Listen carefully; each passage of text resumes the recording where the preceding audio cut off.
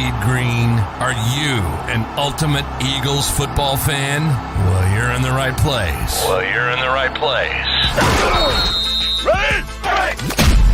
This is Birds 365, hosted by the new Mac and Mac, Jody McDonald and John McMullen. Here we go! Who collectively have covered and talked about more than 50 plus years of Eagles football. Kick off your day with Birds 365. You'll get debate. We love to argue. You'll get the real story from inside the locker room. And you'll hear from some of the great football minds from around the region. You're about to become an Eagles insider. Get in the game. Join Jody Mack and Johnny Mack and join the football community that flocks to Birds 365. Birds 365 starts right now. Welcome to the NFL. Let's go! Let's go! Go!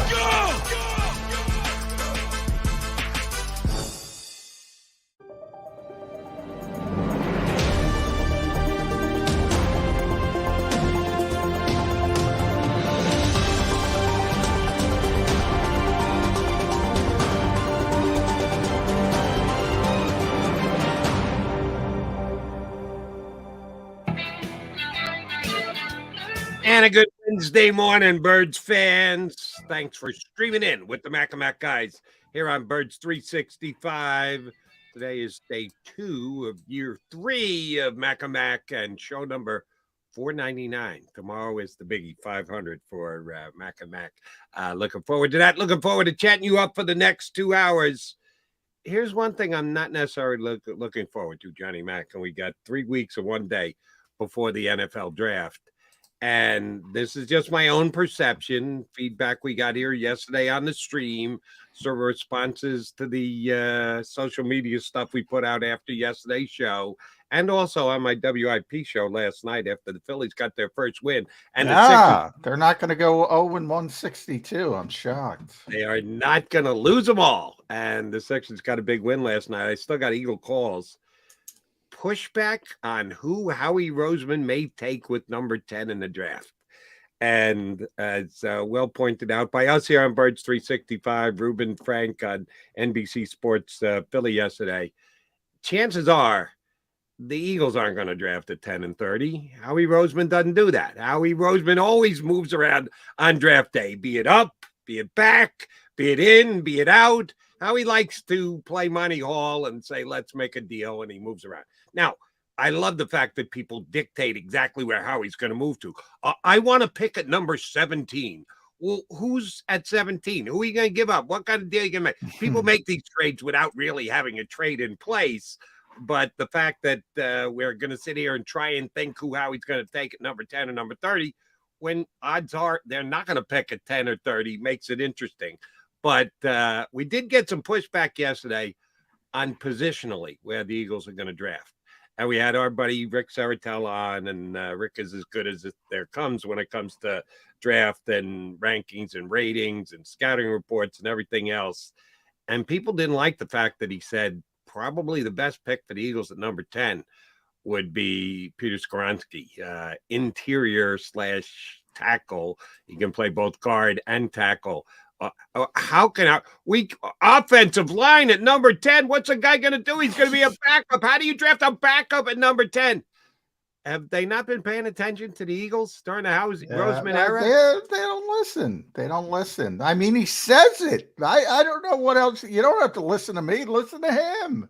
Right. You don't have to read between the lines. It's coming directly from the source. Yeah, I mean, he said it again when he drafted Cam Jurgens, and everybody wanted Nakobe Dean at that point because he had begun to fall, and the Eagles ended up getting him anyway. And he said at the time, "Look, I'm always going to default to offensive, defensive line. That's how we build this thing. That's. I mean, if nobody listens, I got a bunch of people who said, Jeff Stoutland, who's tremendous, and anybody, you know the drill. Anybody he can turn into an all-pro. I got. Well, right. That's not true. I mean, he generally does more with the tools than other people, but there's a certain limit. Even guys like Matt Pryor back in the day said, they're going to get something for him. And they ended up getting a 6th-round pick. Well, he's not a great player, but, he's a competent player that they developed and turned into a starter at times in Indianapolis. Suo Petahir, the Tesla stock. Well, they've done, tremendous job with him to get him up to speed to play in NFL games, and Miami wanted him and blah, blah, blah. But, it helps when you draft Lane Johnson at number 4 overall. Landon Dickerson was 37, but remember, Landon Dickerson would have been maybe 22, 23 if he didn't tear his ACL. This is top-tier talent. And then you have Jason Kelsey, and you can bring in, by the way, Howard Mudd is, was here when Jason Kelsey. That was before Stoutland. Yeah. And Kelsey's a rare outlier. You're not going to get Hall of Fame centers generally in the 6th round, so to expect it again. And then we have the other outliers, Jordan Mailata, who's so physically gifted. If Jordan Mailata was born in America with his size and his speed, he would have been playing football in high school, and he would have been a 5-star recruit just from his physical gifts. And so I think people overestimate that kind of, it's helpful to get an offensive lineman at number 10 overall who has that kind of talent. And then it's probably going to be really, really good because Stoutland does tend to get more out of players than most people can. But as far as people pushing back on how this team builds, what are you watching? What are you doing? Why? You could argue you don't like the player. That's fine. I'll listen to that, even though you've probably seen Peter Skoronski play 15 snaps. But right. I can live with that. But to argue that, they're not going to take offensive line, what are you watching? Look, fans generally want sexy picks. I always say they want skill position picks. They want running backs and wide receivers and obviously quarterbacks. And offensive linemen are boring. But when you don't have them, those other guys can't do their work. And another borderline boring pick, and we have a prime example of it just 11 months ago, is defensive tackle. Because Jordan Davis was a quasi-boring pick. Because as my partner likes to point out, he doesn't get stats. He helps you be a better defensive team, but it's just not going to show up on a stat sheet. And a lot of fans just want to see sack, sack, sack, sack, sack, sack, sack. I don't know, kind of like maybe me, who puts a lot of emphasis on actually getting to the quarterback, not just pressure, not just drawing double teams, which we know Jordan Davis does that well. Yeah, people don't want boring, John. No, they want exciting. They don't want to get. Yeah. And how I feel about Stoutland. He's the best offensive line coach in all of football. But there's another segment of Eagle fans who just believe if he comes and lays hands on someone, then they're guaranteed to become the greatest offensive lineman of all time. Except for Andre Dillard, who they tried to move to the right-hand side, and it was an abject failure, and they got next to nothing out of him. Now, it's not the worst thing because Mailata became Mailata, and they didn't really need him to become as big a player as they thought he was going to be when they drafted him in the first round. It's just not – it's not fair to expect Stoutland to wave his magic wand and the guy becomes the best in his position in the National Football League. But there are Eagle fans that actually believe that. Oh, sure. Well, even Isaac Seumalo, who, developed into a tremendous player, it took a while. He got benched for Stefan Wisniewski. People forget that in the Super Bowl year, who was limited and ultimately turned into this really solid player as a premium pick, 3rd-round pick. And I talk about that with Cam Jurgens, the assumption that he's going to step in and play to the level of Isaac Seumalo or even better in his what will be his first year playing. Probably a little bit pie in the sky. Maybe he does. Maybe he's so good. Maybe it happens, but I wouldn't bet on it. I wouldn't bet the house on it. I tell you that. Yeah, I mean, now they see the finished product and kind of forget about how the finished product became the finished product. There was a lot of development. Jordan Mailata was here for years. Was here for Yeah, he sat years. for a good long period of time. Yeah. We kind of forget that, don't we? And I remember Jordan first got on the field because of injuries, and we happened to get Jeff Stoutland a week that week or shortly before, and he was Stoutland's always, if anything's, honest. And he said, he flat out said, I'll never forget, I think he's ready, but I don't know. And that's Jeff Stoutland. That guy is such an outlier. Forget about Jason Kelsey. Jason Kelsey was a football player, growing up. He's a linebacker and changed, an athlete. This guy was just, as I say, didn't know how to put on a helmet when he first got here. Knew nothing about the game, literally from ground up. And they developed him and they developed him. And everywhere along the way, Jody, again, people forget, they defaulted to Andre Dillard. Go take the job, Andre. Go take the job. Go take the job. Didn't take the job. Jordan took the job. Worked out, but everybody forgets it. Everybody forgets it. Oh, I don't, because that was the beginning of Birds 365. You were there at practice every single day, and either you'd be here and then run over or report from there or whatever. And you would note every single day, Andre Dillard got the first team reps in practice. That preseason, they tried to hand the job to Andre Dillard. They worked hard to give the job to Andre Dillard, and Mailata just came out and outperformed him on a day-in, day-out basis. And eventually, McMullen had to come on and go, Jordan Mailata got the first team reps in practice today. And it was a surprise because they tried to. Well, they were rotating. So what happened by that point? So it was a legitimate competition, but Andre got day one, and then they went to Mailata, and then they went to back to Andre, and then it was Mailata. So it was a fair competition. They were toggling back and forth, but all the reports started to come out, mainly because let's be honest, you don't do that much on the offensive line in practice when you have no pads on for the entire time. So it was mainly about one-on-one work where we get to see the pad. And Jordan was much better in one-on-one work. And you saw all those comments. Well, Jordan's blowing Andre out of the water. And they said, but every time, nope, Andre got the first. Andre. And then Andre got hurt.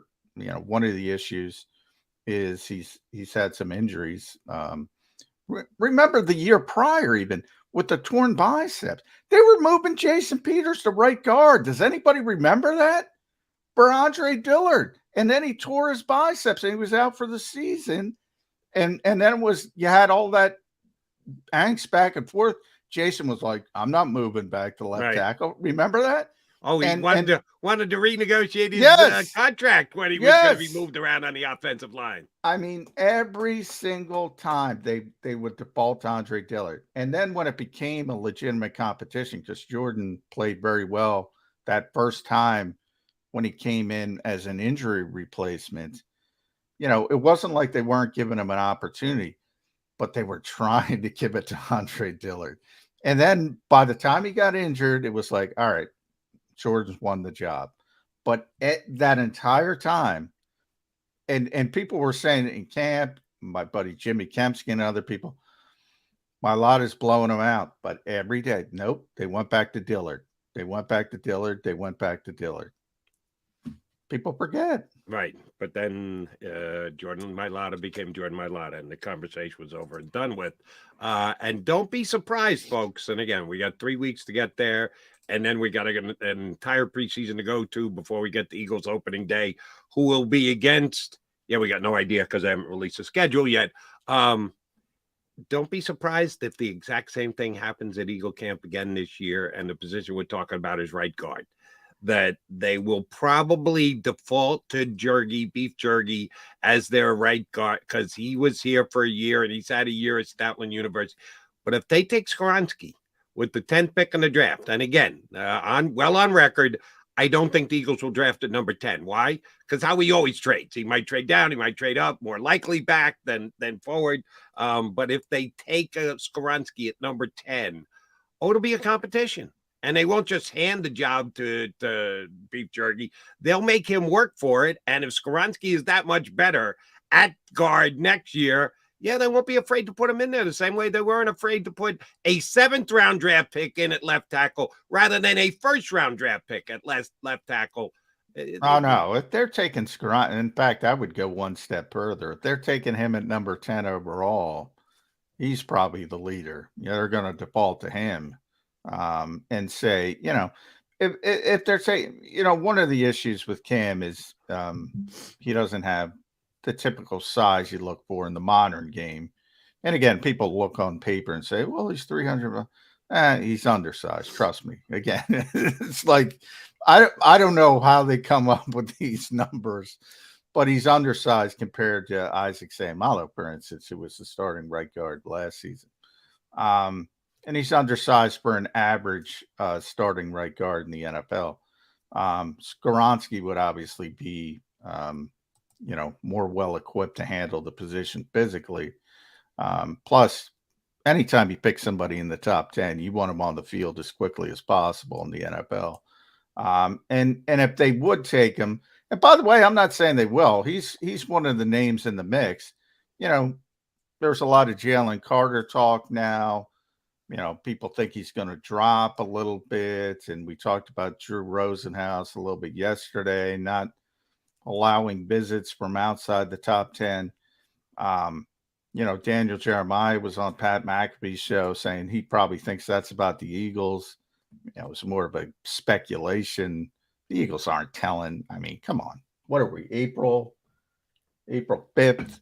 They're not telling people, oh, we're going to draft so-and-so. They haven't even done they're not even finished their visits and all. But, if Drew's got a long history with the Eagles, most of it good, some of it bad for those who remember Terrell Owens. But,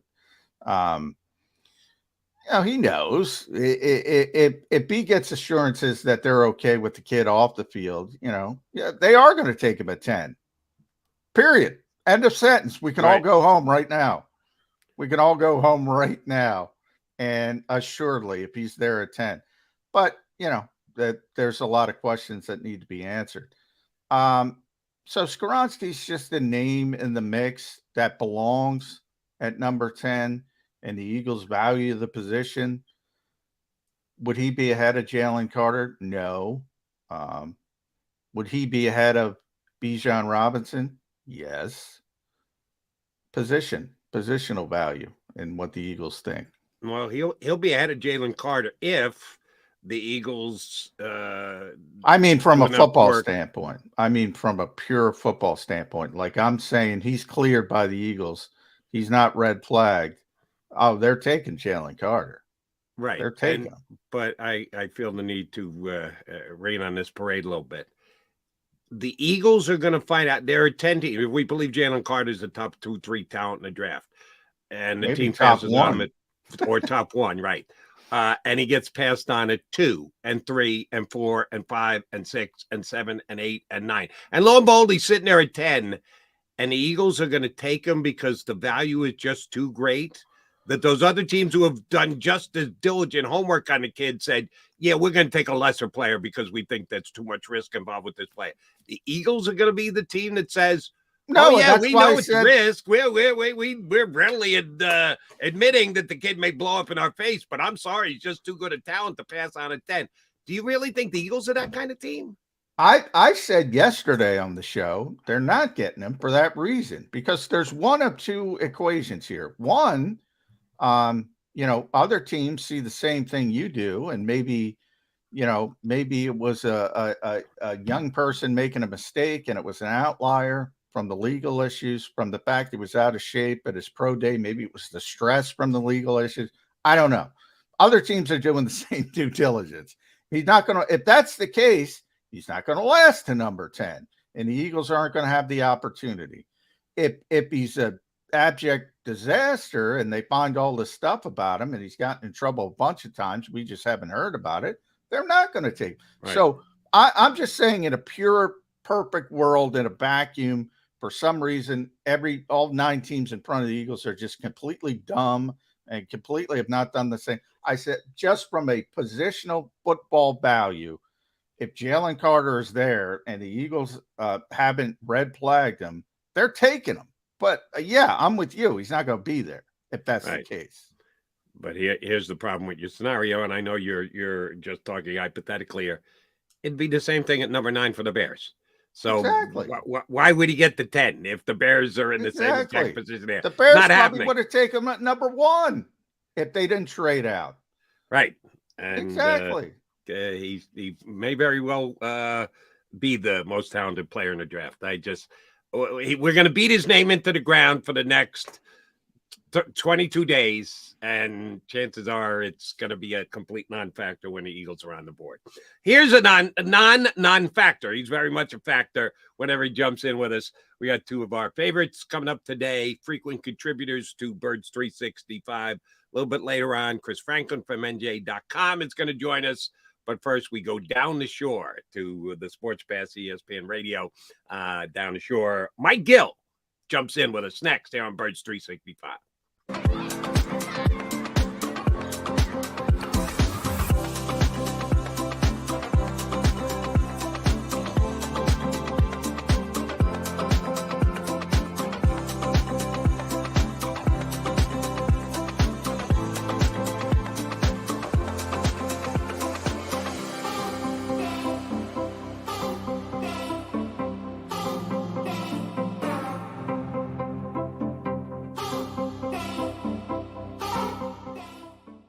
Imagine for a moment that you went to work today and when you came home, you were catastrophically injured. Your life and your family's life. That's what happened to union construction worker Mike Little. I was scared of what the end was going to be, but to be 100% honest with you, I knew I was going to be all right just by talking with Brian. In my heart, I just knew everything was going to be all right. Call the firm and find out why they say, "We got this." Call 215-458-2222.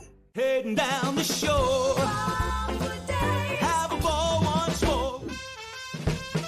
Here, imaginations run wild and time stands still.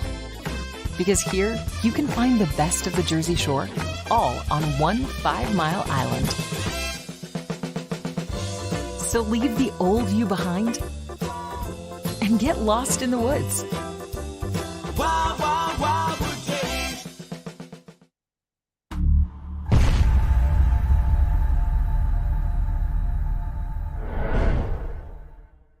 They're carving them up and good play calling along the way. First and goal at the 6.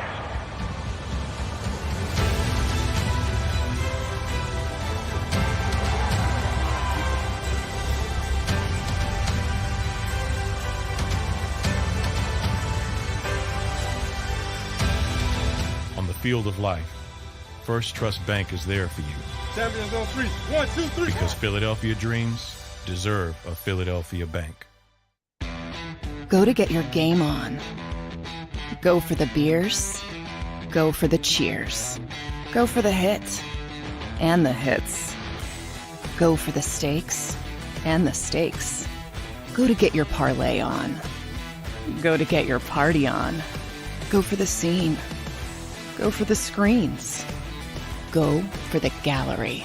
Go for the win. Go to Ocean. Visit theoceanac.com to plan your visit.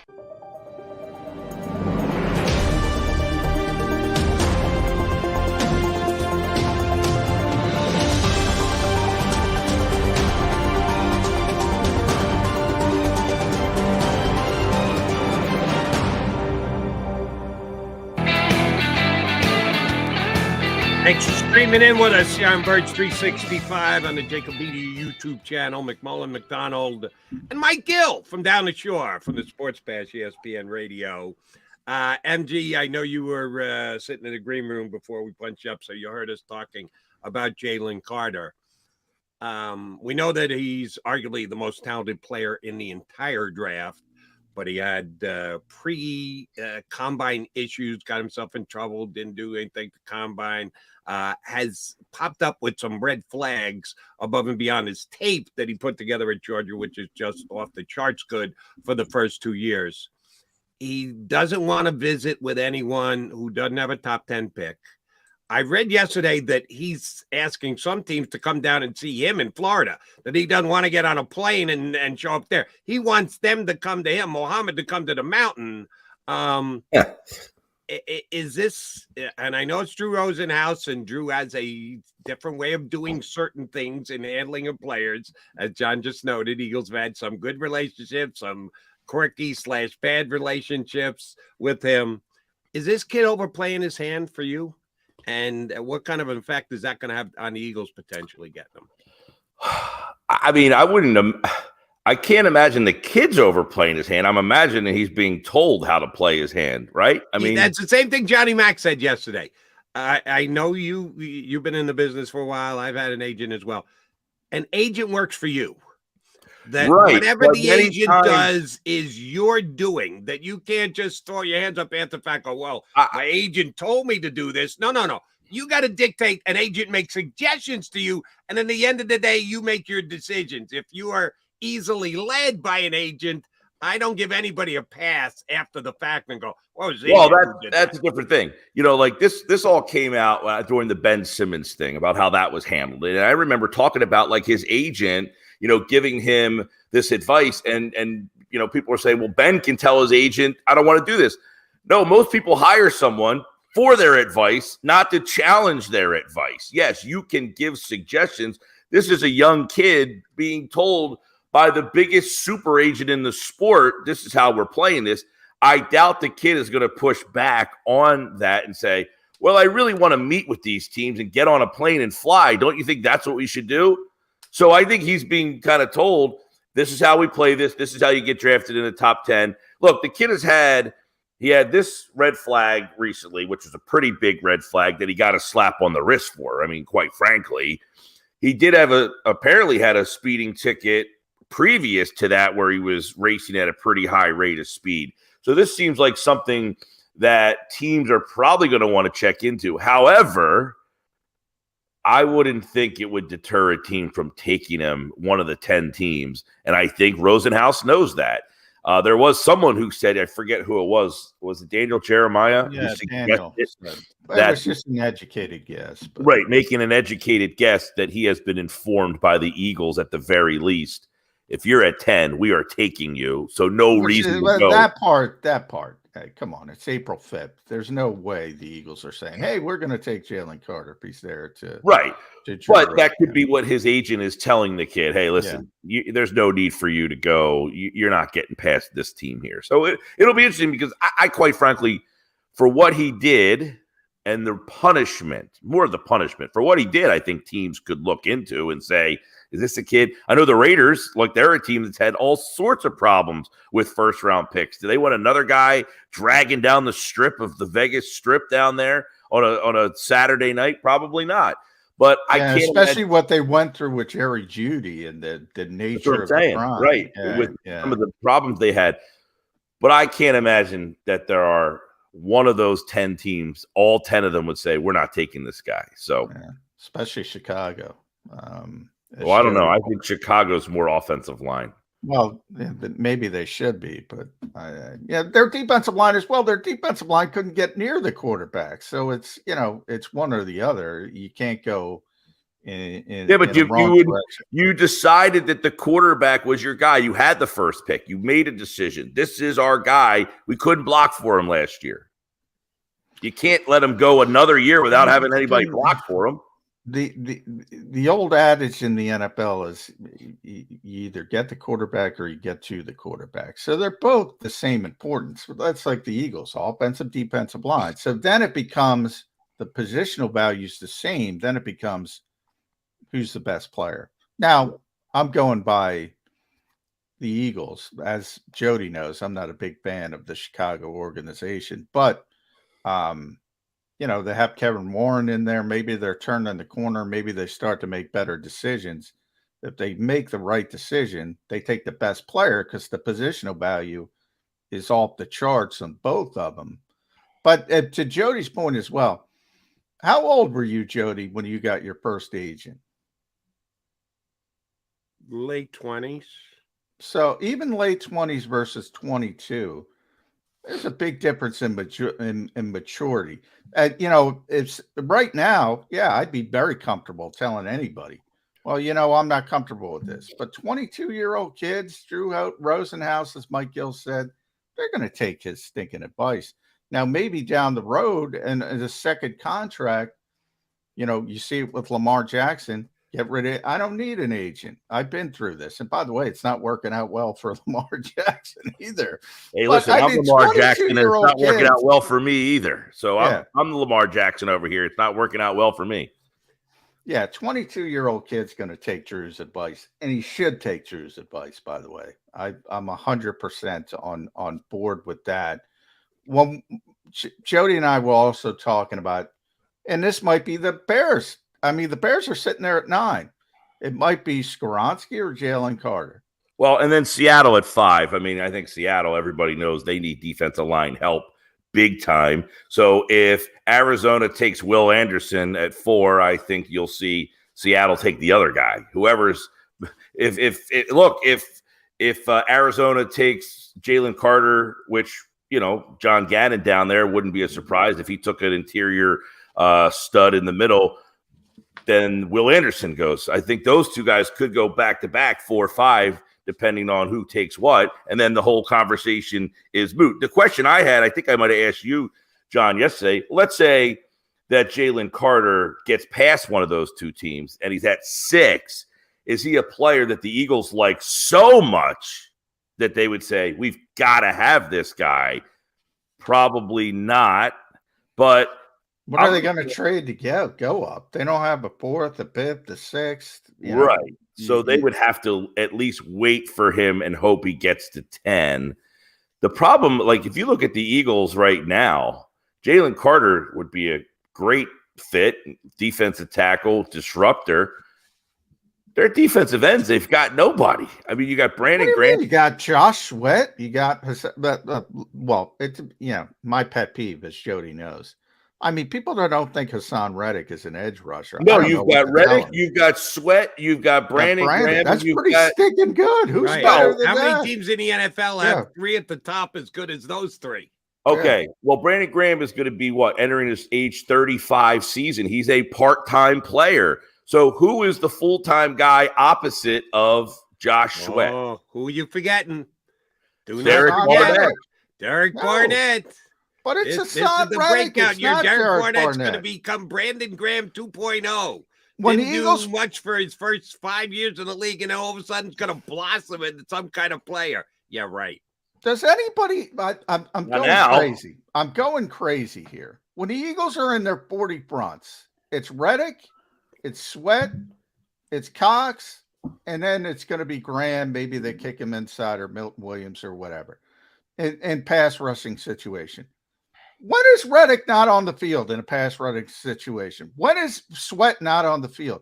They play. Oh, those guys are on the field. I'm saying and listen, Desai could be different. They like to rotate their guys a lot. Who are you rotating in? Teron Jackson? I mean, you've got guys. Are they stopping the run? You've lost a lot of, No, you're rotating in Brandon Graham, who was phenomenal as a rotational player.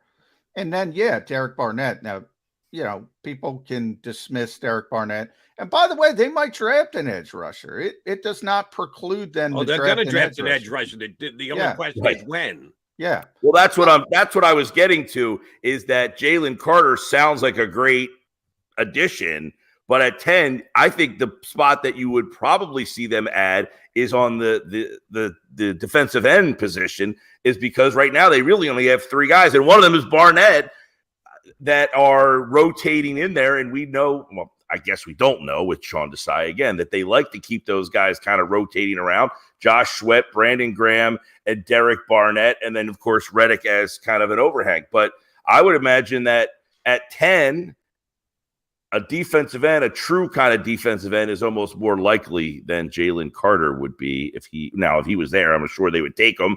And now you've got another tackle to kind of rotate in the mix. And Milton Williams is an interesting guy in this conversation. Yeah, I think I'm going insane. When people don't realize what Hassan Reddick does off the year he had, by the way, as you know, he was in top 5 conversation for defensive player of the year. I don't care what you call him. He's a pass rusher. Yeah.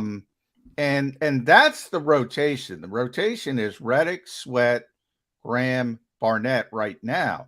Now the defensive tackle rotation is also pretty deep still, even at what they lost, because you have Fletcher back, you have Milton Williams, you have Marlin, you have Jordan Davis, all these defensive tackles.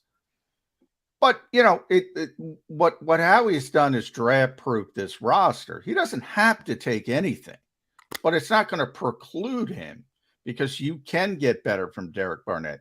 You can get better than Marlon Tui Pelotu. And I've been brought up Kentavious Street.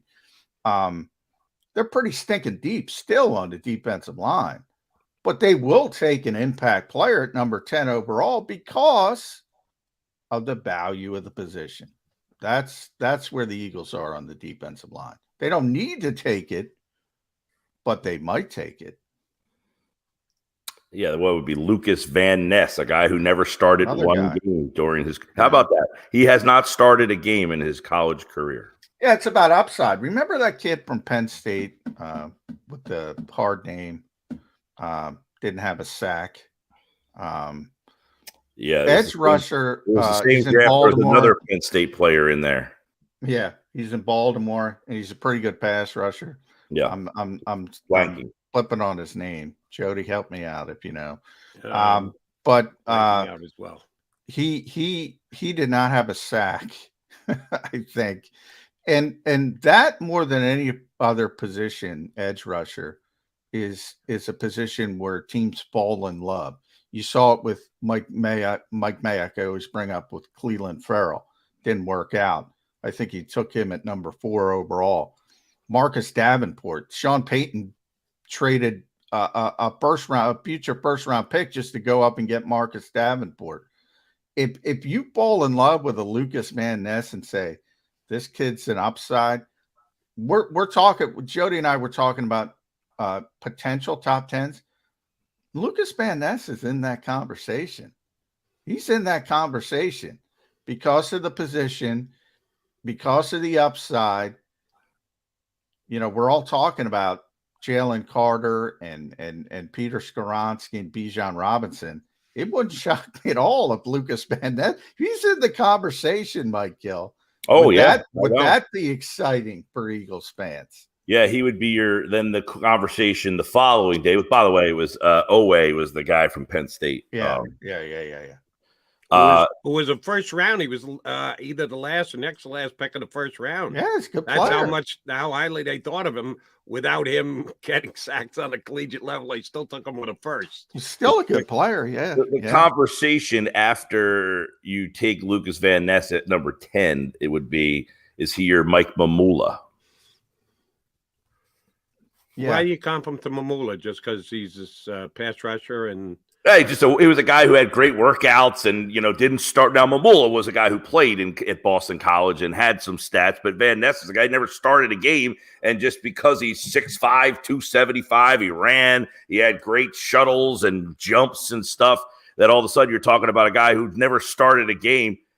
Now, the guy's tape is fantastic. Everybody's seen this tape where he's just blasting Skoronski off the ball, but he's more of a situational guy that you would take. But in today's world, to draft a guy number 10 who is a situational player just seems like, but that's they drafted a guy at 12 who's a situational. That's the way of the world, right? Exactly. Yeah. And it with Jordan Davis, the esoteric nature, at least with a pass rusher, he'll put up some stats if you get it right. And I think that helps because with Jordan Davis, it becomes, all right, he's taking up 2 blockers. Who cares to men? But they care when Nakobe Dean's flowing to the football. So it is interesting.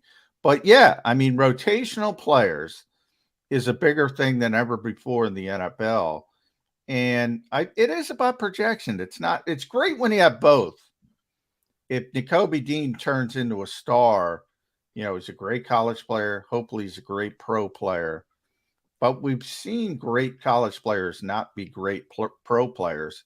And we just mentioned a couple guys. Micah Parsons as well. I mean, let's be honest. He wasn't great at Penn State. He's great in the NFL. It is about projection more than what you've done at the previous level. But when you talk about a Bijan Robinson, because he, to me, has been the story, because it's obvious for fans. It's obvious what he can do. He gets the football. No shot at number 10. Am I wrong, Mike Gill?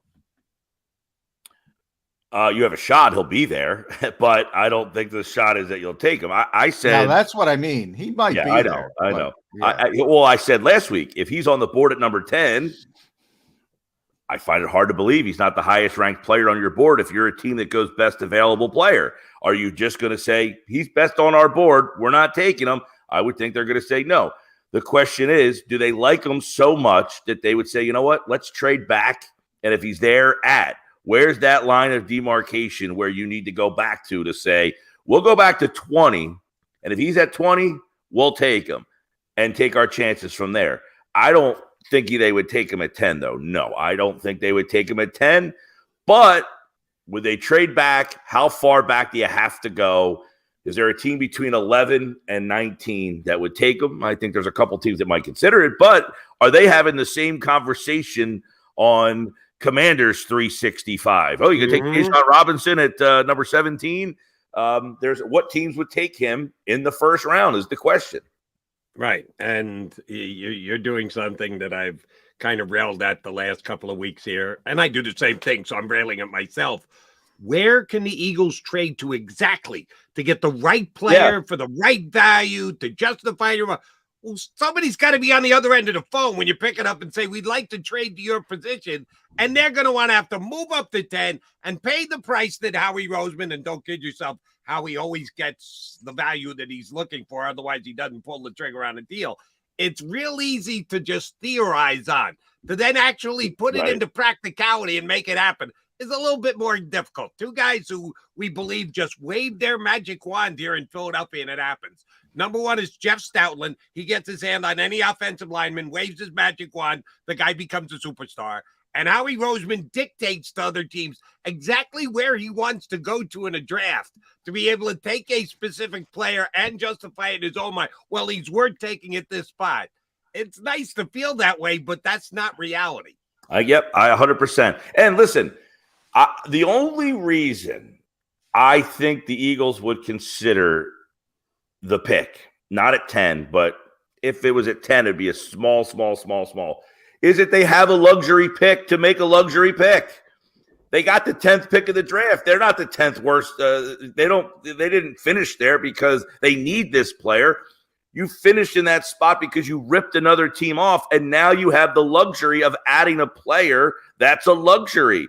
You weren't the worst team. You know, the Giants were the second worst team in the league. They drafted a running back. Well, you didn't have the luxury of drafting a running back. You sucked. When you suck, you don't draft a running back. The Eagles don't suck, so they can make a luxury pick. I just don't think they will. Let me push back against you there. I hear what you're saying. You're just leaving one part of the equation out. That would be the team that finished last year tied in the Super Bowl with 10 seconds to go. This team is not that team now. They've lost a lot more in free agency than they've added in free agency. This isn't that same luxury roster that you're looking at and say, well, you know, we don't really need anybody to step in and play for us because we're good enough to go. What'd they finish up? 16-3. Jalen Hurts with 16-1. No, they lost the whole, but they lost both of their starting linebackers and both of their starting and the best statistical defensive tackle in the National Football League. And they plugged in a bunch of Jags, a bunch of guys. John's calling it draft proofing. I'm calling it addition by Jag, just a guy. So they don't really, the pick isn't as luxury as you're making it out to be, Gill. They need to pick a guy who's going to step in and start for him at number 10. I understand your premise, and I do say that you're accurate on it. My question goes back to then, is the Jag, is the guy they pick in place of Bijan Robinson a Jag, or is he a difference maker? Because Bijan Robinson is no Jag. That's very true. He's You not know, Jack. you No, say to yourself, he's I not. have pick 30. But also, it's semantics. Howie hates that term, by the way, luxury pick. But, from his standpoint, I use it. We all use it. And I called Cam Jurgens that last year. In his mind, it's about more than 1 year. So he's like, well, it's not a luxury pick now. You need him to play. So it's about more than 1 year. But getting past the semantic standpoint, Bijan Robinson can't be considered a luxury pick because you no longer he'd be a luxury pick if Miles Sanders had 1 more year. They don't have a clear, definitive answer at running back. People can say, oh, Kenny Gainwell looked great. He's not proven by any stretch of the imagination. They can think it. We've seen Rashad Penny in Seattle in short stretches, and you can say he's going to be healthy. You can think that. But there is no clear, definitive answer at running back on the Philadelphia Eagles right now. So I can't look at, last year with Cam Jurgens, you have a future Hall of Famer playing center. That by definition is a luxury pick. You don't have a running back 1. So, from that standpoint, I don't even consider it a luxury pick.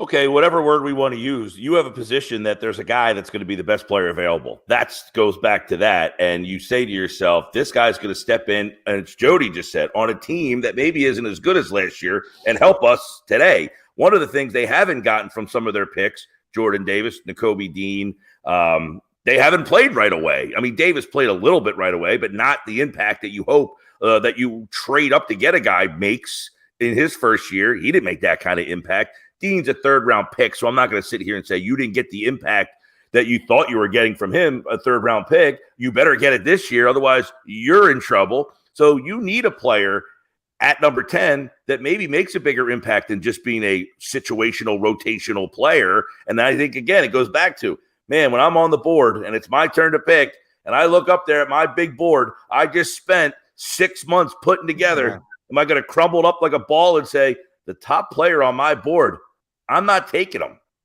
That's what's going to come down to. Well, I will say this. If Howie wakes up on April 27th and decides to take a dump on me and everybody else who've been saying he's not taking a running back, I will say if they take Bijan Robinson, he's going to be the lead back day 1 of training camp through the whole season.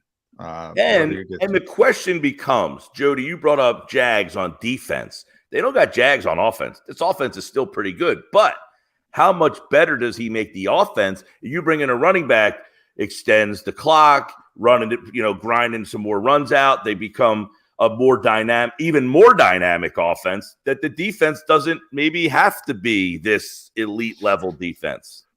Which, oh, by the way, and we've discussed this several times, I think with you too, Mike, the whole just everything's going to be great because it's Eagle related.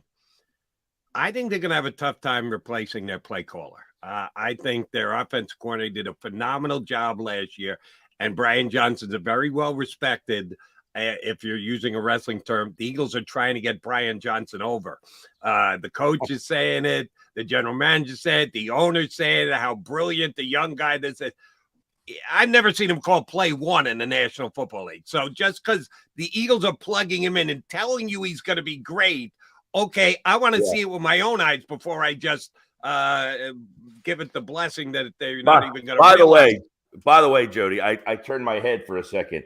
Question on the screen. Should Cowboys be interested in Bijan Robinson? I mean, literally, this guy is going to be the conversation in every town. Because he's a skill position. That's what everybody wants. Correct. I was going to say, well, there's people who I get emails from people saying a couple of years ago, okay, there was an early mock draft that came out that had the Eagles taking Kyle Pitts in the first round. Remember that? Oh, yeah. Right. Yeah. I would have been good with that. And I remember talking about it on my show, like, would the Eagles really take Kyle Pitts? And then I kind of talked myself into liking the player and the position and what he brings and all this stuff. And then, of course, he got drafted number 4 overall. And it was like, okay, well, that was a waste of conversation because the guy went so high. Is Robinson going to be that player where you talk, is he going to be at 10 and someone takes him at 6? because he's that flipping good? Maybe, but for the viewers and the listeners who keep saying they'll never take him, they'll never take him. No, this player is that good that someone might do something out of the ordinary, and maybe it would be the Eagles. Yeah. Johnny doesn't buy it. I'm not saying I buy it. I'm saying the conversation is valid. I am saying that the conversation is definitely worth. Here's why I think it's lesser. Jalen Hurts. I don't think you need Bijan Robinson when you have Jalen Hurts as your quarterback. And it's not just Bijan Robinson. I don't think you need Derrick Henry. I don't think you need whatever running back you want to say is at the top. And in some ways, I think it hurts because then I think you're more apt. Jody's talking about, I see you shaking your head, but yeah, I'm going to give you credit, Jody. I'm going to steal your trying to get Brian Johnson over at some point. I'm going to write a column on that. I'd like how you phrased that.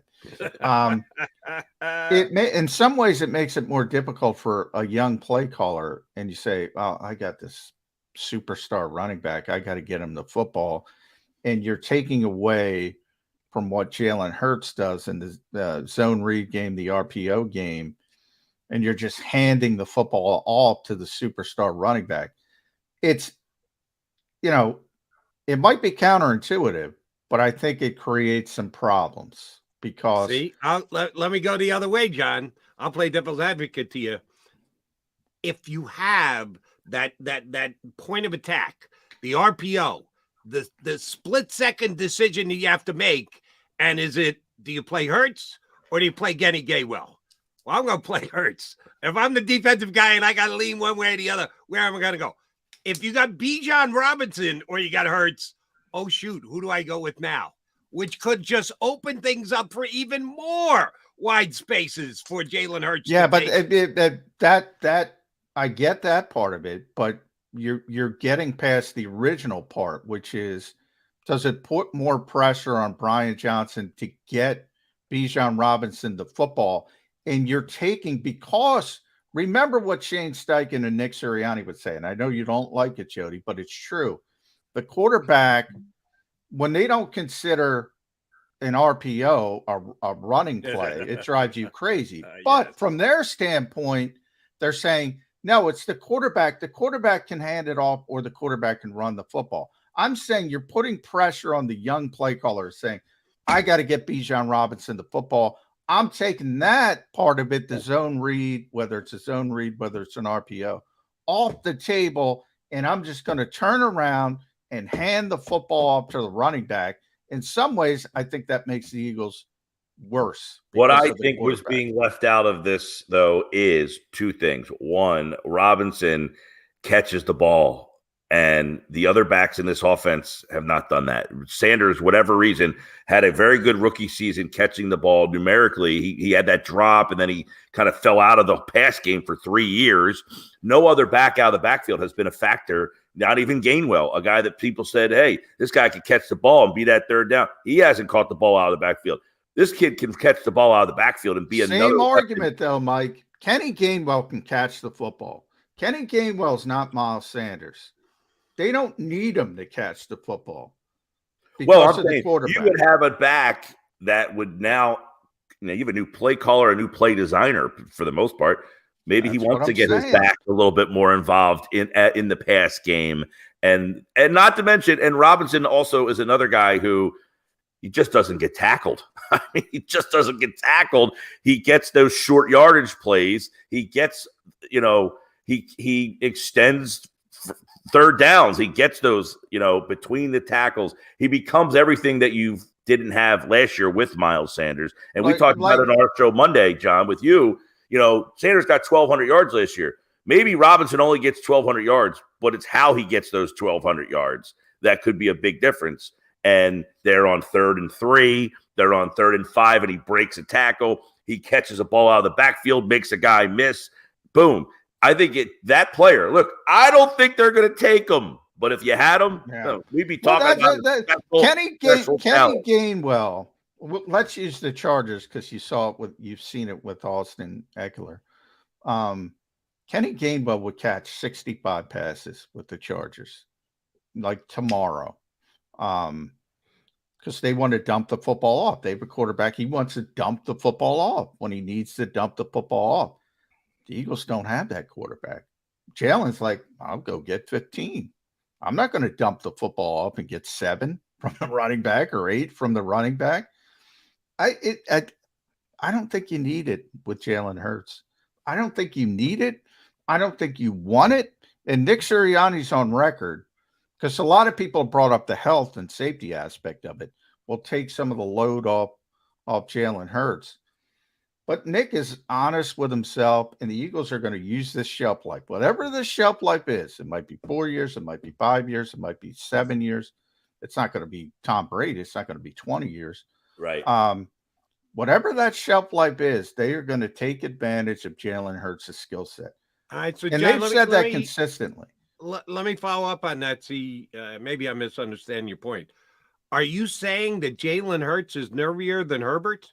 That when in doubt, Herbert just checks down and gets it out and gets it to us. No, it's got nothing to do with nerve. Jalen has the ability to run the football for 15, Oh, you're 20 talking yards. running, not throwing. Okay, Yes.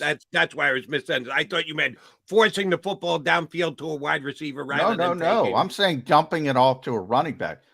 Justin Herbert, when nobody's open, Justin Herbert is the type of quarterback that is going to dump it ball down off. rather than take off and run Yes. with it. I'm sorry, I misunderstood the point you're trying to make. Joe Burrow, on and on. Those are the guys who are going to dump the ball off. Those are where you need those running backs. Christian McCaffrey would be the best. Jalen Hurts, that's why Kenny doesn't catch the ball. Kenny's great at it. Oh, I'm not suggesting that Gainwell can't catch the ball. And Boston Scott, I've said many times here, there, everywhere, I don't think they use him nearly enough. I mean, whenever he's given the opportunity to get extended play, the guy always produces. I'm not saying they can't. For whatever reason, they don't. Sanders, another guy, he caught like 50 balls as a rookie. He's not good at it, though. And then, he just was completely vanished from that role. And again, this all is interesting, more interesting, because they have a new play caller. What does that guy like to do? How much does he want to get his back involved? Jody's right. They're trying to get him over, and I don't want to put more pressure on Brian Johnson. I don't want to put more pressure. You got the quarterback, RPO, zone read him to death. You don't need Bijan Robinson. I'm sorry. That's where I'm coming down. I don't think it's a need, but it would be really nice to have. He's back to luxury pick again. Mike Gill, always a pleasure, brother. Appreciate it whenever you jump in with us. We will talk to you again next week. Thanks for doing it this week, big guy. Yeah, Thanks. I don't need a snowblower, but once a year. Yes. But I don't want to have to shovel You didn't need it at all. What are you talking about? We didn't get any snow. I don't want to have to shovel snow that one time I get it. That's right. At Mike Gill there you show, 2 to 6 today. Sports Pass 97.3. ESPN South Jersey. The snowblower stayed in the garage all that's year nice, long. man. Didn't need to roll it out once, did Mike Gill. All right, Johnny Mac coming back. We got that much more to talk about, including getting together with our buddy Chris Franklin, who's going to jump in with us. And I'm glad to say Chris Franklin, in one of his latest articles on NJ.com, evoked a name that I brought up here last week, which Johnny Mac dismissed on me and said, it's not happening, at the wide receiver 3 position. That is something we'll run by Chris Franklin when he joins us here on Birds 365.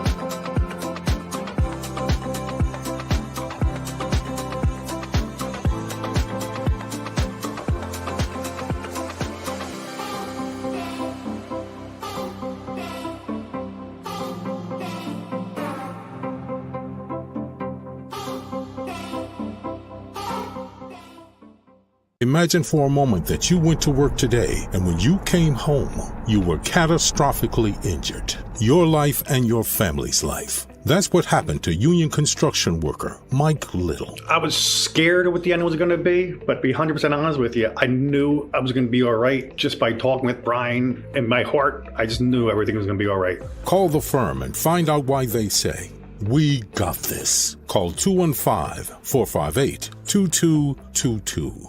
Heading down the shore. Have a ball once more. Here, imaginations run wild and time stands still.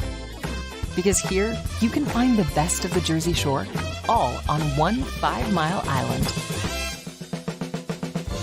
So leave the old you behind and get lost in the woods.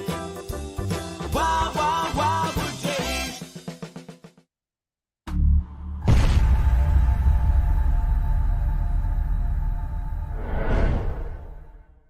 They're carving them up and good play calling along the way. First and goal at the 6.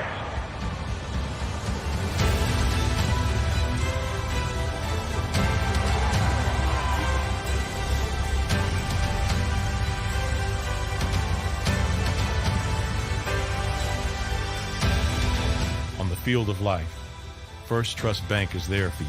Champions on 3. 1, 2, 3. Because Philadelphia dreams deserve a Philadelphia bank. Go to get your game on. Go for the beers. Go for the cheers. Go for the hit and the hits. Go for the stakes and the stakes. Go to get your parlay on. Go to get your party on. Go for the scene.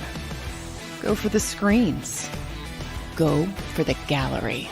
Go for the win. Go to Ocean. Visit theoceanac.com to plan your visit.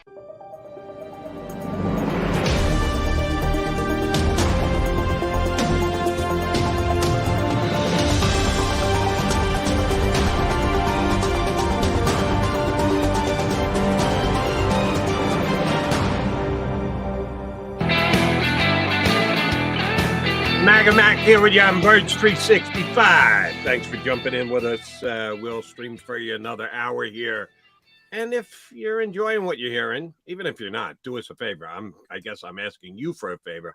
Hit the like button. We need to get it. That many of more of you being not only tuned, but liking when you're here. We got a good crowd today. Pretty good number of those of you who are streaming in right now. Yeah, go ahead, hit that like button. Show your boys Mac and Mac a little bit of love. All right, here's one thing we didn't get to with Gill, and that's my fault. We got off on a Bijan tangent. Yeah, too much of a Bijan tangent. But, yeah, you know, why not? It's that time of year, Jim. Right, we still got 3 weeks before the draft anyway. And speaking of, we're just going to have to wait, and then wait some more. I think the same thing's going to happen with Jalen Hurts' contract. At least we have an end date for the draft. We know when the draft is going to happen. We do not have an end date for when Jalen Hurts' contract is going to get done. J-Mac and I have kicked this back and forth, and I think he's got a pretty damn good read on it that, yeah, look for after June 1st when the contract situations the league change. Could be advantageous to wait till that time. And if it doesn't get done between June 1st and when do they shut it down to go on vacay, Johnny Mac? Like June 9th or something. So I'm going June 1st to June 10th. And then I'm going, if not, then I'm going July 17th to July 27th. Those are the two. And if we get to July 17th to July 27th, there'll be some Eagle fans that are pulling their hair out that they haven't gotten this deal done yet. But that's the way the National Football League works. I saw a real interesting note somewhere. I didn't see the actor. Maybe it was on a podcast or something. Mike Zander, who's a pretty good NFL reporter, suggested yesterday, don't be surprised if the Jalen Hurts contract more resembles the Patrick Mahomes contract than anyone else in the National Football League, because you, me, and everybody else continue to throw the names of Burrow and Herbert. And I put Lamar Jackson into that mix because he's the only one that has to get done. Burrow's under contract for this upcoming year. Herbert's under contract for this upcoming year. Jalen Hurts is under contract for this upcoming year. Lamar Jackson doesn't have a contract. I know he's tagged by the Ravens, but it's not signed. So his has a little bit more immediacy attached to it than any of the other ones. And I think some dominoes have to start falling before the Eagles get this done. But Zander suggested that the Eagles and Jalen Hurts may look to do a long-term contract because Mahomes signed a 10-year deal with the Chiefs. Now, remember, it was 2 years ago. So it's now almost a outdated contract. Now, that's the other thing you got to keep in mind when you talk about quarterback contracts. Guys want to rip them up after they get it done, get their big original payday, major signing bonus, and then go, well, the quarterback market has changed, and I'm still this good a quarterback. So let's talk about renegotiation. Just the concept of Eagles and Hurts doing a lengthy contract the way that Mahomes did with the Chiefs. You buying any of that, Johnny Mac? Well, I definitely think the Eagles want a long-term deal as much as possible. I think, I saw somebody else say that too, and I can't remember who. I think a lot of people, and Mike's very good, Mike Sando. I think a lot of people default to Jalen Hurts, man. He gets a lot of credit. Jeffrey Lurie called him the most mature, 24-year-old he's ever known. Everyone assumes, and I'm in this camp as well, that he's very cognizant of he's going to make a lot of money, but he's also, he wants to win, and he's going to help the Eagles win while making a lot of money. And I think that's right. I think that's the way it's going to shake down. So he's going to get a very big deal, but it's going to be as team friendly as possible. And two parts to that: length. And remember, Patrick Mahomes, that contract is going to be redone. It's already been redone. It's going to be redone 5-6 times along the way. If the Eagles get that type of deal, same thing's going to happen here. It's going to be redone 5 or 6 times along the way, but they have long-term security. So yeah, I mean, I've never, you and I batted this bat. I don't even worry. It doesn't bother me anyway, but that's probably the wrong word. When people ask me, is it going to be any issue, the Jalen Hurts contract extension, my answer is always no, it's not. He's too mature. He's too focused on the goal. Everything I've seen about Jalen Hurts, if he turns into Lamar Jackson and fires his agent and says, I want a fully guaranteed contract no matter what, blah, blah, blah, it's not going to happen. It's just not. He's not that guy. I'm not saying it's wrong for Lamar Jackson. I'm just saying he is not that guy.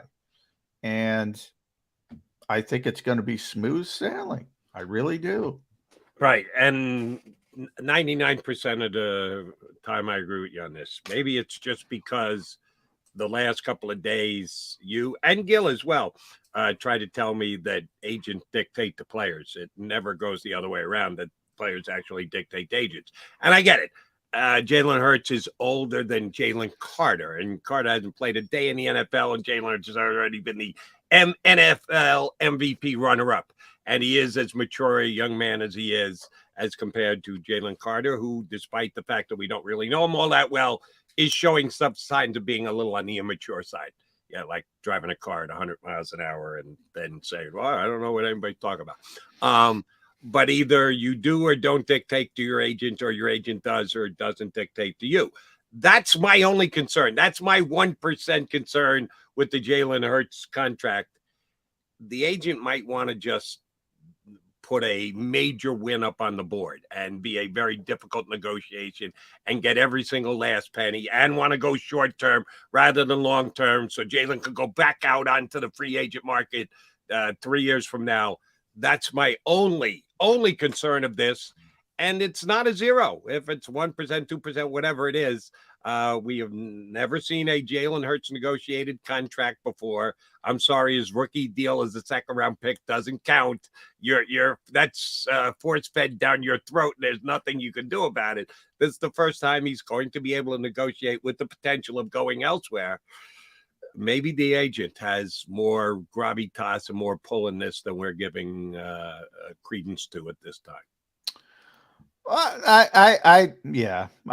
I can't see it. On the calendar, it's 2 years. Jalen's 24, Jalen's 22, Jalen Carter. But it might as well be 20 years in real world. I mean, there are certain people, you probably know it in your own life. Everyone probably does.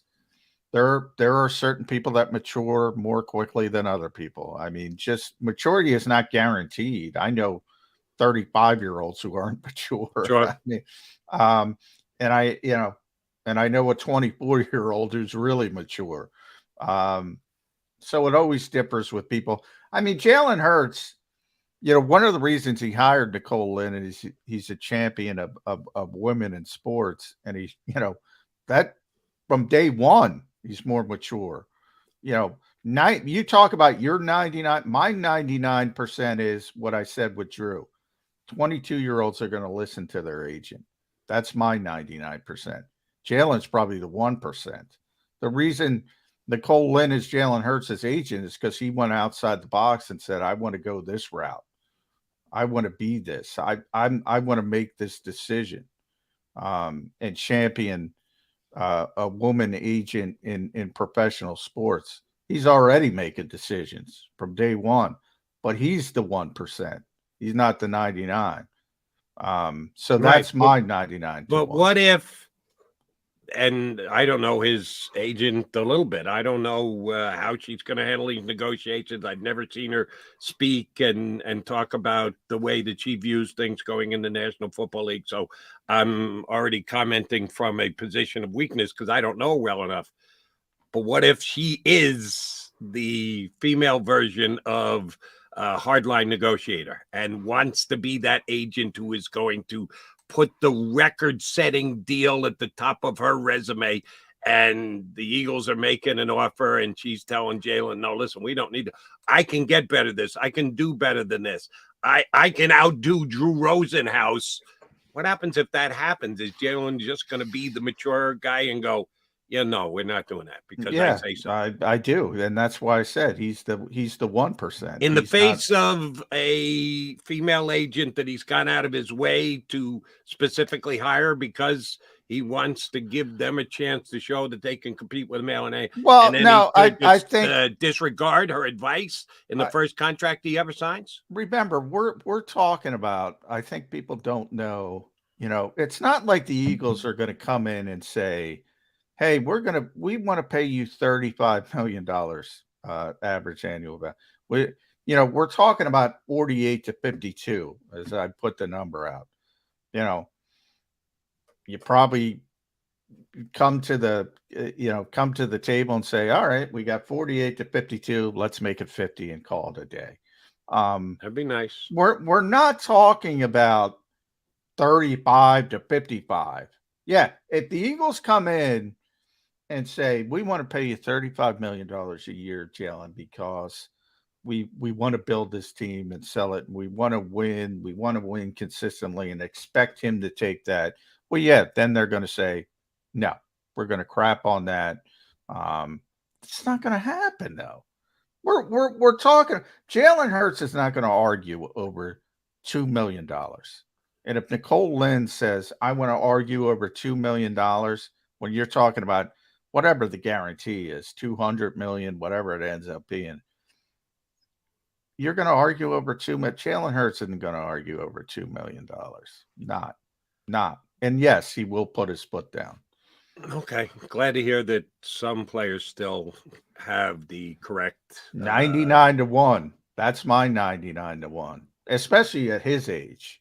But as Jeffrey Lurie said, and by the way, the Eagles are thrilled with that. Typically, when you're talking, and you'll see this with Joe Burrow and you'll see this with Justin Herbert, because I don't think they're going to be the same way. And I don't know them, but I find it very hard to believe they're as mature as Jalen Hurts.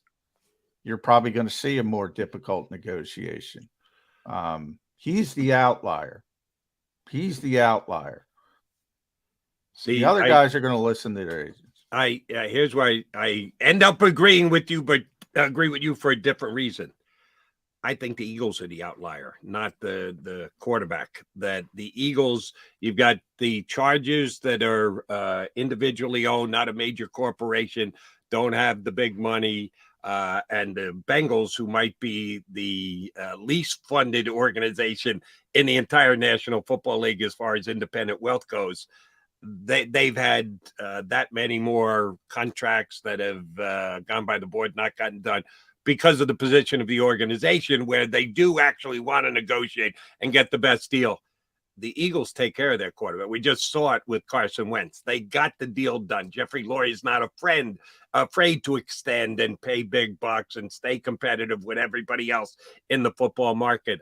If it gets done, it's because the Eagles aren't going to try and come in at $38 million. That they're going to come in at 48, 50, somewhere thereabouts. They're going to know what the market is, and they're going to be right there from the beginning. They're not going to have to drag it out and get to a compromise and undersell and the like. If it gets done, which I'm with you, I think it will happen, John, and it'll be a record-setting deal, certainly for the Eagles, and one of the highest contracts ever in the history of football.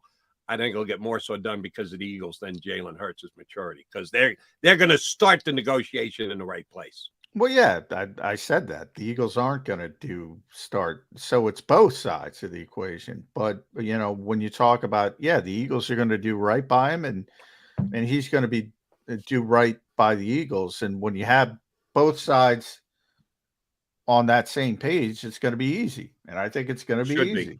Yeah, I really do. And if I'm wrong, I'm wrong. We're on the air every stinking day. I'll admit I'm wrong. I just don't see it. I don't see any evidence. It's going to be difficult. I'll give you the one piece of evidence. It's a stretch. I'll readily admit it's a stretch. Because some people said, and again, who the hell are some people? Some people did say, well, they'll get this thing done before they ever get to the combine. Well, that's they didn't. They get this thing done before they get to drip. Well, they didn't. So they haven't gotten it done. There's no downside. They're not, oh my God, the sky is falling, Chicken Little.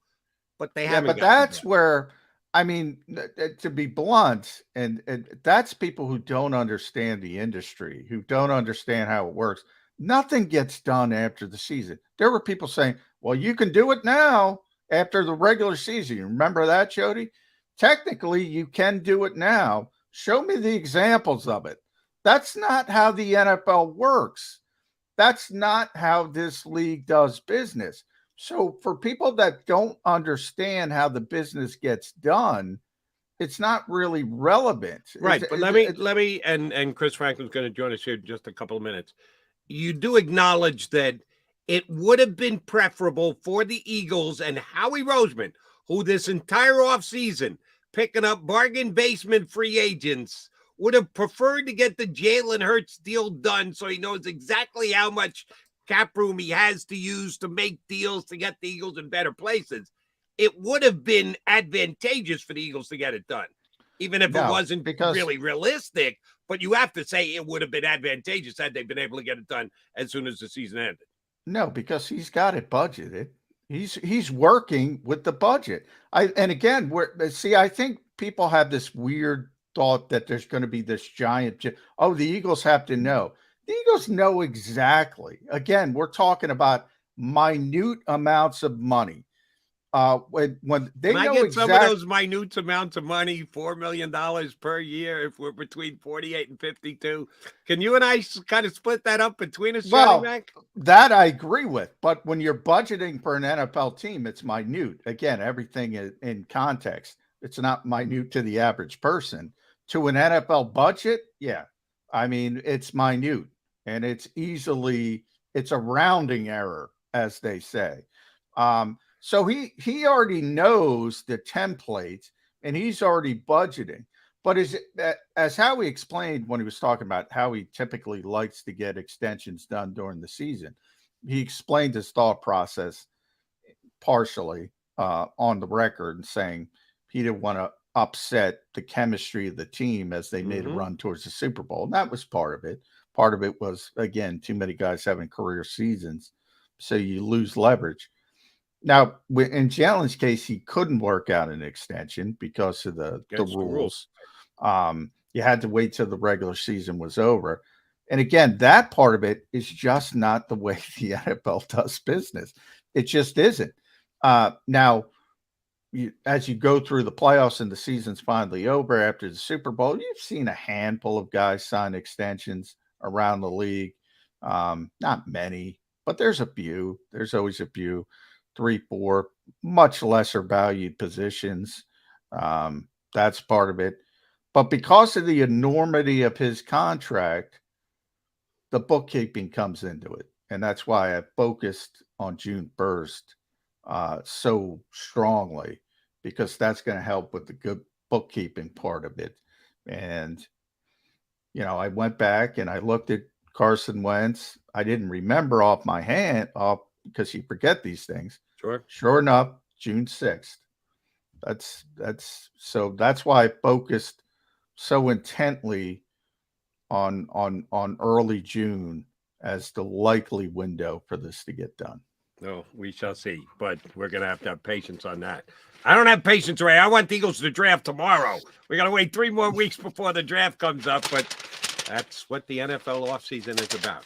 You got to be able to show some patience. No more patience for us. Good news coming.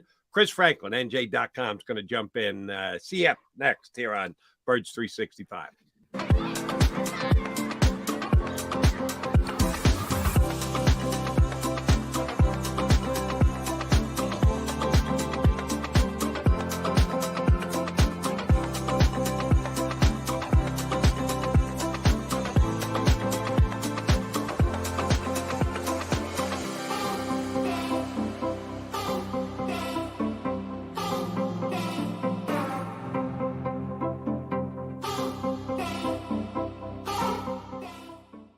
Imagine for a moment that you went to work today and when you came home, you were catastrophically injured. Your life and your family's life. That's what happened to union construction worker Mike Little. I was scared of what the end was going to be, but to be 100% honest with you, I knew I was going to be all right just by talking with Brian. In my heart, I just knew everything was going to be all right. Call the firm and find out why they say, "We got this." Call 215-458-2222. Heading down the shore. Have a ball once more. Here, imaginations run wild and time stands still. Because here, you can find the best of the Jersey Shore, all on one 5-mile island. So leave the old you behind and get lost in the woods. Wild, wild, wild wood days.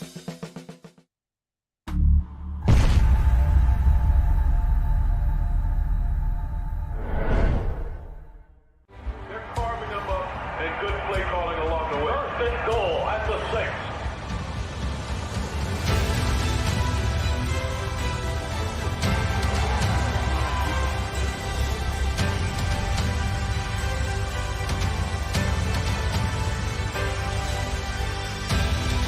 On the field of life, First Trust Bank is there for you.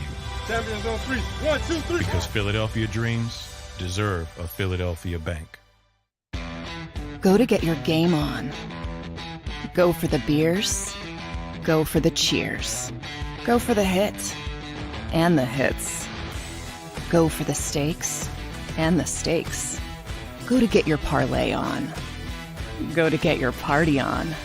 Go for the scene. Go for the screens. Go for the gallery. Go for the win. Go to Ocean. Visit theoceanac.com to plan your visit.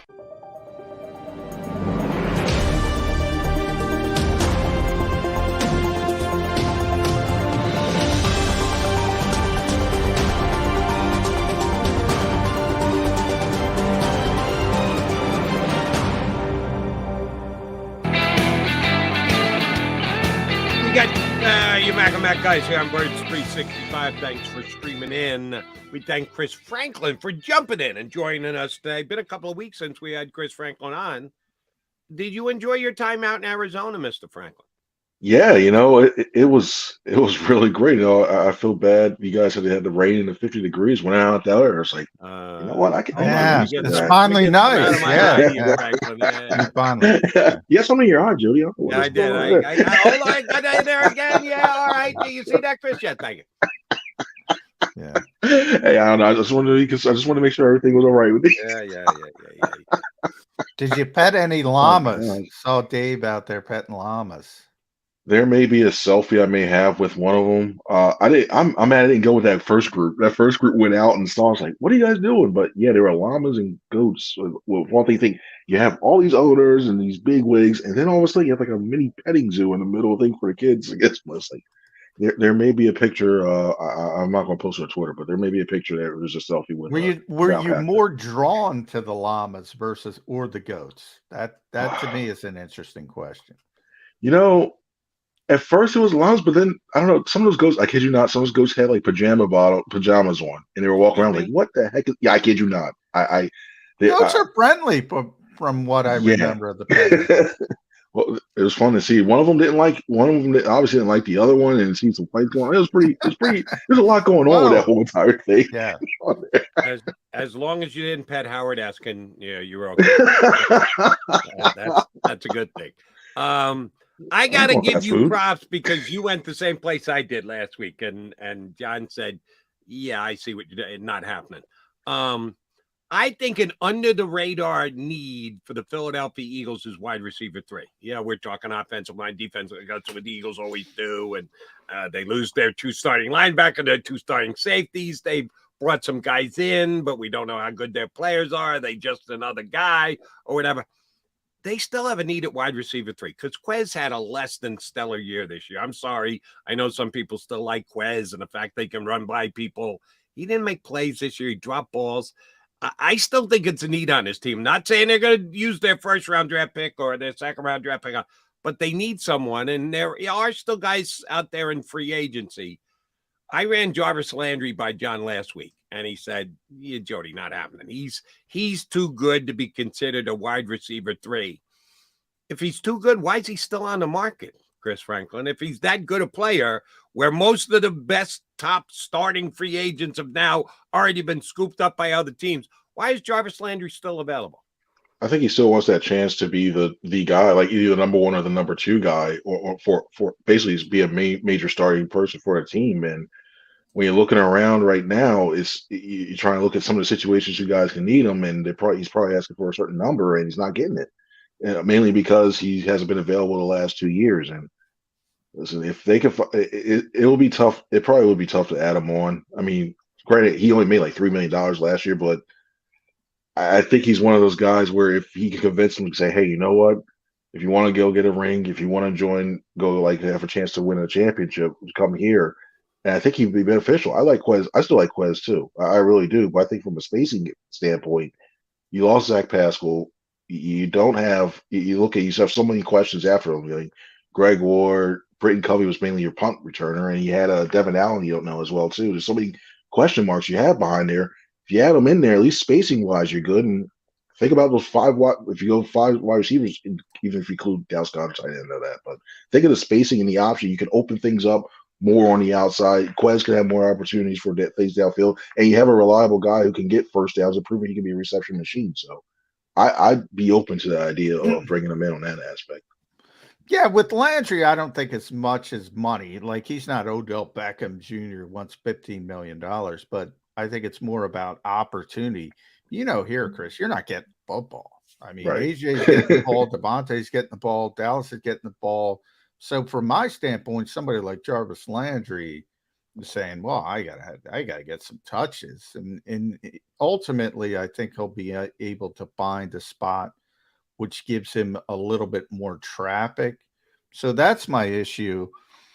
But I'm going to give Zander, our producer, a little shout out here for St. Joe's Prep. That kid from Atlanta, I don't want to butcher his name, but to me, he's a perfect fit. One, he's a slot receiver, Olamide, and I don't want to butcher his last name, but he's a slot receiver. He's short. He's 5'8", and that's what you want.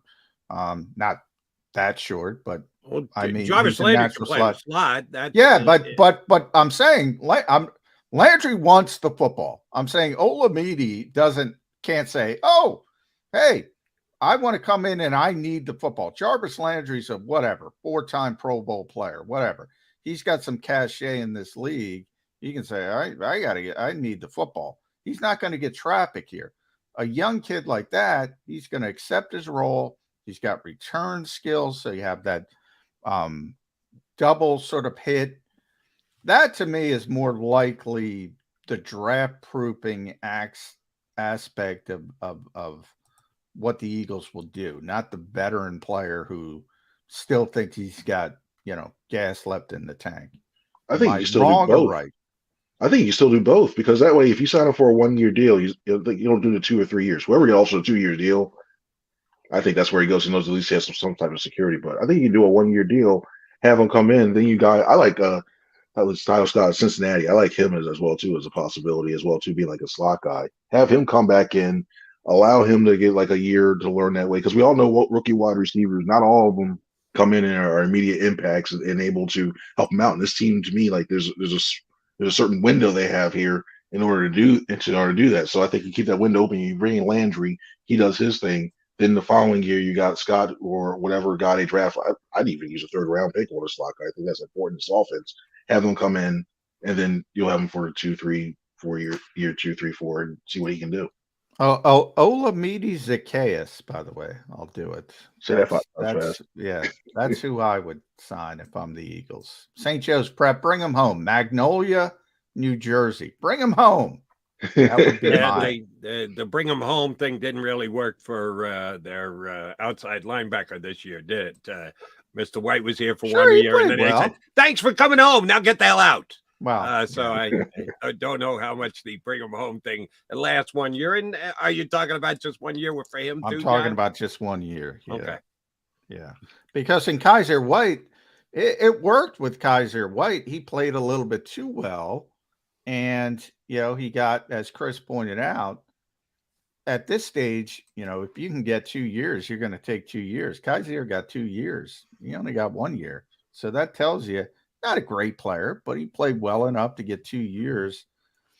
So I'll go down that route with you. Linebacker's another position, Chris. Now they have draft proof with Nicholas Morrow, the 18th century author, who is right now penciled in to play next to Nakobe Dean.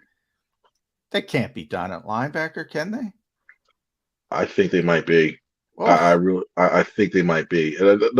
If they take somebody like round 7, 6, 7, okay, maybe, but I just look at the way that this team seems to go with the assets they use at the linebacker. I don't see another really true impact guy, and they really use it for them. When you look at it, they usually like 2 off the ball guys unless they're in goal line, and then sometimes I remember seeing Dean on the field as well too when they came in the goal line situations. But at least this way, the 2 lighter guys, and that's the thing that concerns me, is you're going to have to need your defensive tackles to play very well to keep them to keep offensive linemen off them, because they're not the biggest guys, and we know what this team has had issues. If you can find an Achilles heel on this defense in the past, in the run game, when they really, if you're not giving up 3rd and 30s. Yeah. But that's, I think, when you look at the run game as well too, they're not bigger guys, so you worry about them wearing down. So I like their in the pass game or playing in space. If they can be kept clean, they can flow the ball. I have no problem with them flowing to the ball. It's a matter of making sure that they have the opportunity to get to the ball. So I think they may draft somebody late, but I don't think it's going to be another boy. How important is Jordan Davis this year? Then it's important for them to flow to the ball, because woof.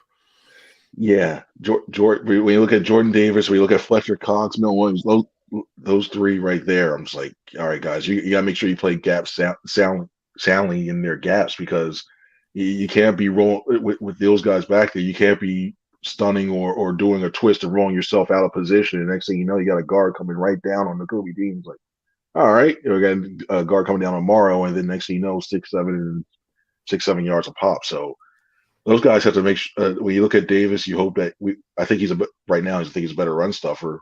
And if he gets the opportunity to show like he throws into that additional pass rush move or 2, I think he can be even better. But Yeah, but really rely on Fletcher Cox. They've got a legitimate box safety this year. So is Edmonds going to make like 120 tackles? Is that what you're telling me? Because the linebackers might be occupied. So it's all going to come down to that safety who's going to come up and make every single tackle all year. Is Edmonds that good? I like Edmonds. I think for what you need him for 1 year, what he is. I mean, obviously, if he was, I think when you look at the impact, if the Steelers, how much they value defense over there, and especially if it's a minded guy, and the fact they let him go, and I mean they signed him to a 1 year extension eventually last year, but the fact they so said weird. okay to move I can't on. figure out why Terrell Edmonds can't get paid. I mean, he's not great, and by paid I don't mean. I mean, like $4 or $5 million, like 2 years. Like, I can't figure it out. He started 70 games. He's a 5-year starter on a pretty good defense more often than not. He's got durability. It's not like everybody else the Eagles signed with all these injury issues. He's pretty solid when you look at the PFF numbers. What the hell's going on with Terrell Edmonds? Explain it to me, Chris. Well, I also think it's a safety. Also think it's a safety. The value of the safety position as a whole. When you look at the guys, I mean, asking when I was at the league meetings, you can hear, and when it came to I won't say this already. Pittsburgh, but Mike Tomlin. I was like, why am I blaming on Mike Tomlin? Oh, great, good job, Chris. When you look at Mike Tomlin, the way he was explaining, it's like basically because safety is there's not really a free or strong safety. It's more a left or right, and it's going to match up depending on the scheme. So you just basically look at cover. Like it's almost coming interchangeable where you got a corner safety. Some of those guys are being asked to do the same type of job, so you're just basically looking for the best cover guys.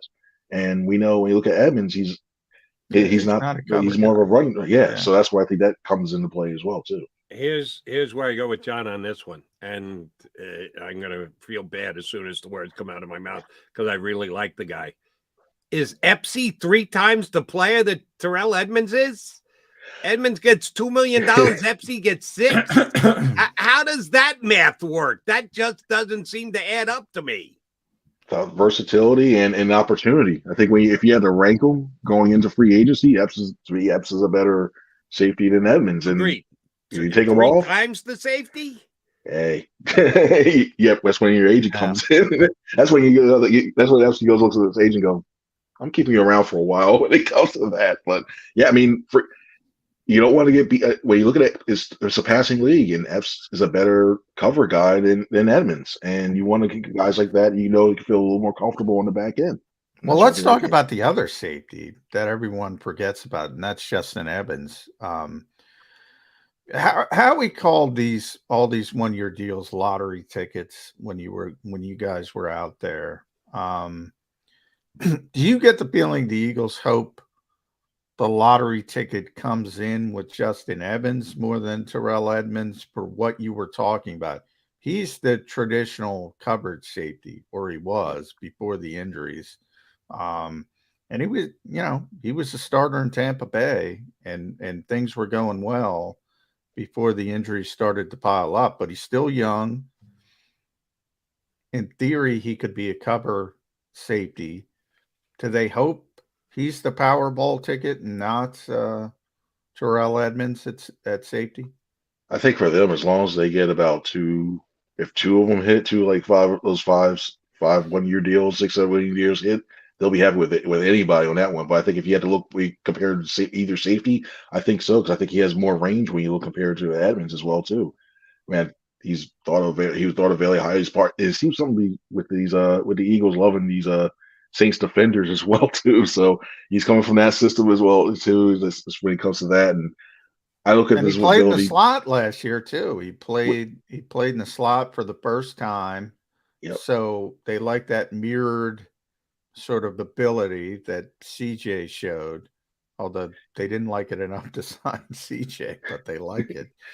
And also, when you look at as much, it sounds like the side's going to use a lot more like man-to-man matching, and you need a cover guy to be able to do that and to be able to communicate effectively to know, okay, I can see this receiver is going inside. Okay, I can pass him off because I know he's going in this area. Let me go back and try to get somebody else. So you need more cover guys in that back end if you want to run that system. No, Chris, I like to make it easy on our guests every once in a while and give them multiple choice questions. So I got a multiple choice question for you. Oh, right. All right. I think we can all agree that the starting quarterback for the Philadelphia Eagles week 1 next year is going to be Jalen Hurts, whether they get the contract done or not. Marcus Mariota's not starting for him, so it's going to be Jalen Hurts. Yeah. Their number one competition in the NFC last year and most likely this year will be the San Francisco 49ers. Their starting quarterback opening week next year will be, assuming that Brock Purdy's not going to be ready, and I saw this week 6 to 8 months, which is going to go past opening day. So it's not going to be Brock Purdy, but it could be Trey Lance. It could be Sam Darnold, who they signed as a free agent. There are reports out there that they attempted to get their hands on Kirk Cousins during this offseason. All right, that opportunity may have passed. And Aaron Rodgers still hasn't been traded yet to the New York Jets. And my buddy Craig Carton said yesterday, Jets, don't fall asleep at the wheel here, because San Francisco could jump in and steal Aaron Rodgers and get him back to the West Coast again. Who's going to be the opening day quarterback for the 49ers, who are probably the Eagles' number one challenger for the NFC Championship this year? Lance, Darnold, Cousins, or Rodgers? I'll take it a step further. I know we haven't got the dates out for when the Eagles and that rematch between the Eagles and 49ers are going on, but I even say I look at Lance. I think Lance is going to be the guy, and they're going to give him every opportunity because they use a high draft pick on him, and it's a bad look. I wouldn't be surprised if Lynch, even I know they have all this talent around everywhere else, but Lynch goes down and go, make sure you keep him in just a little bit more and give him every chance to do that, because I think he'll actually do all right. I mean, how many times you see these guys get injured, and it gives them a different perspective of the game and watch them, and you want him to get every opportunity. You wanted him to get every opportunity to start to look at a feel for the mental aspect and the intelligent parts of the game when running the offense and everything. He's got the physical tools. Another year older, and now you add that part to it as well. I think he'll be all right, and I think he'll be a decent job. And I like it. I know everybody talks about the NFC East rivalries. Now they got the Cowboys. I think they really have a good budding one developing with San Francisco, and it could be one of those things where you start to look at Hurts and Lance going at it multiple. You see them twice a year, once or twice a year, depending on where they finish their standings. I think it's that good. Yeah, with the 49ers stuff is in. I mean, they have. I'm just looking it up. The $3 million in cap space, the $2 million in effective cap space if you go over the cap. So that's what they really have to work with. So I don't know how they get Aaron Rodgers. I mean, I don't know how you manipulate that. Now, Cousins, Jody and I were talking about that last week. Kyle Shanahan's wanted him forever. And it seems like every year they talk about acquiring him, but Minnesota doesn't want to give him up because they can't get better. I thought maybe that would have been a fit this year because Trey Lance is from Minnesota. And you say, maybe there's something. They have a young general manager. Maybe they want to turn it over. But that now it's too late in the process. Call me crazy. I think you're right. They're going to default to Trey Lance because they have to default to Trey Lance. I think Sam Darnold's going to win that job. And I think he's going to be the quarterback the entire season. Really? And no. You don't think Purdy's going to be given a chance after what he did last year? You continue to just downplay what Purdy did last year. John McMullen, who always talks about you shouldn't be held to where your draft status was, the friggin' guy went undefeated. And had a quarterback ranking better than Jalen Hurts, but you don't want to give Purdy But here's why, Jody. He tore his UCL. He's out. And the problem is San Francisco's so good. They're going to win games. And they're going to win games when he's not ready and they're not going to want to switch when he is healthy. Now, if somebody gets hurt, then he'll be given an opportunity to get back in. By the way, you're stamping Sam Darnold at staying healthy for 17 games. Well, that's what I'm saying. You got to stay healthy. But it doesn't matter. Trey Lance, Sam Darnold, Brock Purdy, they're going to win games. And by the way, I got news for you. Aaron Rodgers, they win the Super Bowl. Kirk Cousins, they win the Super Bowl. They're going to win games with anybody. That's how good they are. And Sam Darnold is going to be the quarterback in San Francisco. That's my bold prediction on April 5th. Yeah. I think if Kirk Cousins is on there, I got to watch Sam Darnold play a lot. I saw by. I'm not saying he played well, but this is different. This is different. I know Jody's a huge Brock Purdy fan. I am not. I freely admit. Kyle Shanahan protected that guy. Kyle Shanahan is the best in the business when it comes to play calling, when it comes to offensive scheming. Now, as a head coach, he's got some issues with time management and the rest of it. But as far as play calling, scheming, he did it with Jimmy Garoppolo. Jimmy Garoppolo stinks, and he's still making money. Anybody who's playing quarterback is going to be successful as long as they have the talent. They have the talent. Talent's a big part of it. How about Josh Johnson? Have we forgotten the NFC Championship game this year? Yeah, somehow the miracle worker that is Kyle Shanahan couldn't make Josh Johnson into. By the way, if he had a couple weeks to prepare, he would have made him look good. I'm exaggerating, but I mean he's got more transactions.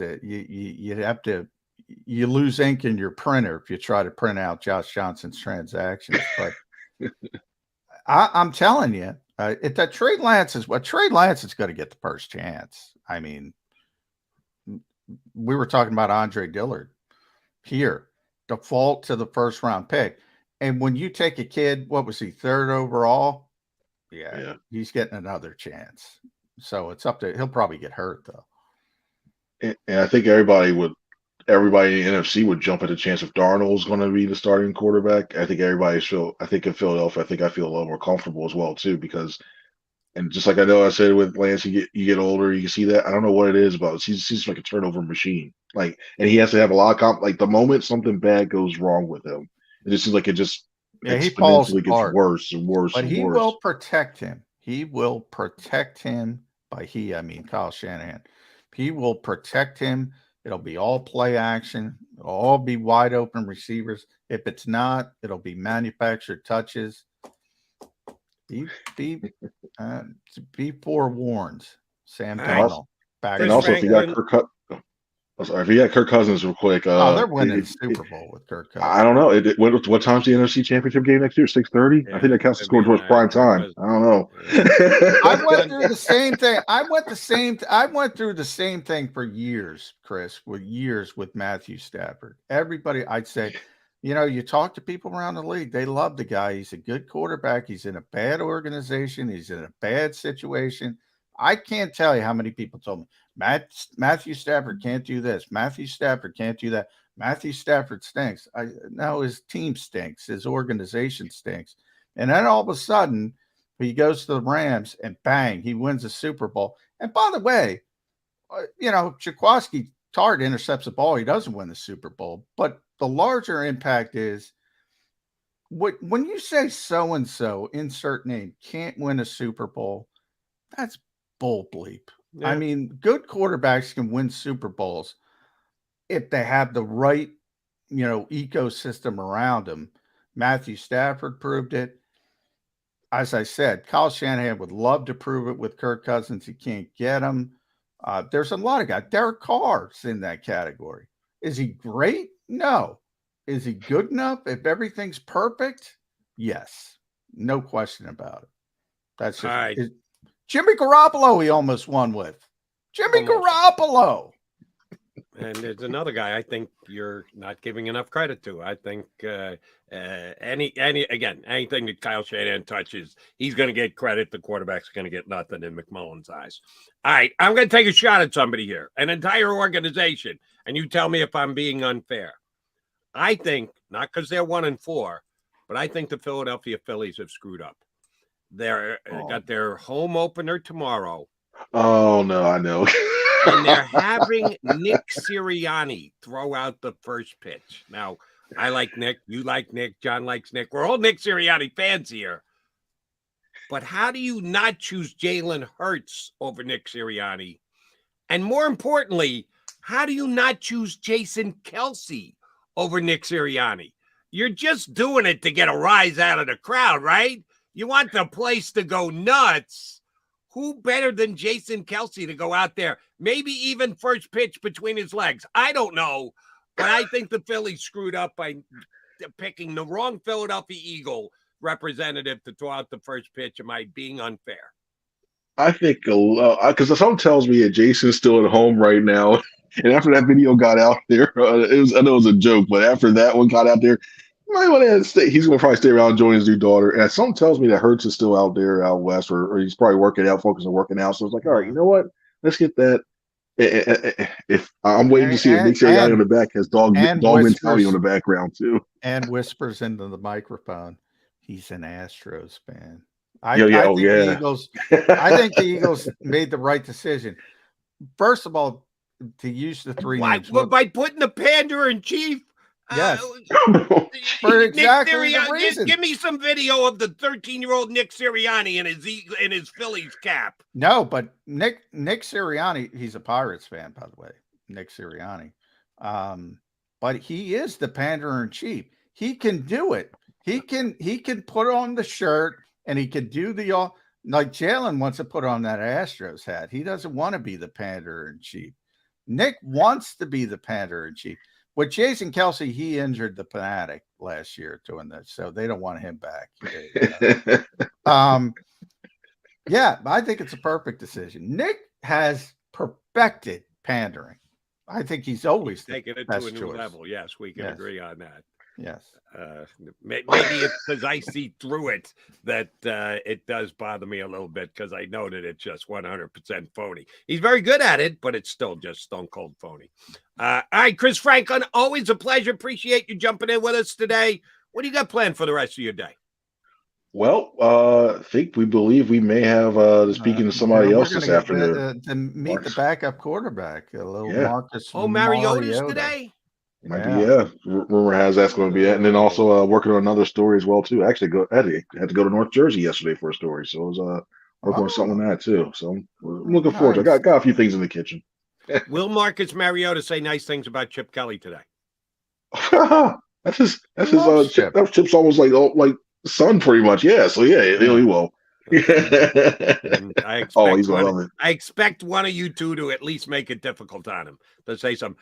You realize that Chip Kelly ended up being a failure here, who got fired, who got Howie Roseman almost opposed. I love that. What are you guys going to go down that road with Marcus for me today, right? Why do people always want to destroy our careers, Chris? They want us to ask these questions. No. Oh, we want to destroy Chip Kelly. By the way, Marcus. If it cost your career along the way, so be it. But I need to take some more shots. By the way, Marcus, the guy who made you as a prospect is an asshole. Exactly. That's the way you need to phrase it, McMullen. It's on you, buddy. Perfect. Thank you very much. That's the question you ask right before you're going to you're going to retire. That next day is like, all right, that's the question you ask right before. It's like, well, what are you going to do? I know I'm done. So that's the thing you throw out. Who in the Eagle organization is going to have a problem with that question after the fact?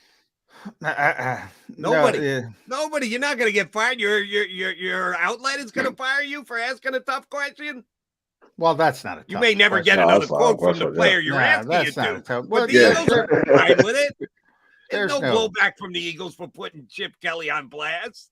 That's not a tough question, though. That's just you're being petty to Chip Kelly. Yes, that's exactly what I'm talking about. Being the rabbit punch right behind the box. It was a rabbit punch. All right, and I say all the time, the Chip, there's a lot of bad to Chip, but there's a lot of good. He brought so much to the NFL. He was ahead of his time that everybody uses today. He just didn't have a filter. He didn't, he didn't realize the good stuff and the bad stuff, Like treating Jason Peters like he's a 21-year-old kid who can go forever, or expecting grown men to wear sleep monitors. You can get away with that in college. You can't. Or checking their urine. It's too yellow, Chris. I don't know how to help follow that one up. I'm trying to think of something funny to go with the gold. Giving you some the golden rule is not to have gold. What the heck? I don't know. When you're talking to grown men that their urine's too yellow, it starts some issues. guys, go to tequila. You can't make it. You start partying a little bit late. Yeah, I can sit. No, nah, I'm not. That's gonna be awkward in the auditorium. Like, you say what? Nah. The only former Philadelphia major power broker that I'd like to kick more when he's down than Chip Kelly would be Sam Hinkie. Yeah, I'd take bigger shots at him, but yeah, Chip What's would the work just process? fine with me. Yeah, he is. Oh, The you got me process to might do get it MVP. again. Get that thing out of my eye. Yeah, Chris Franklin. Thank you very much. That's what I No think. problem. Have a good one now. Chris, thanks, buddy. We'll get you up See ya. again next week. Don't get in trouble at the I'm press good. conference. Don't. Chip I'm Kelly. the- Think Chip Kelly for Marcus Mariota. That's Chris Franklin from NJ.com here with us on Birds 365. All right, quickie timeout. You know what we're going to be talking about tomorrow. That'll be Marcus Mariota here on Birds 365. The question is, how are we going to put a bow on the show for today?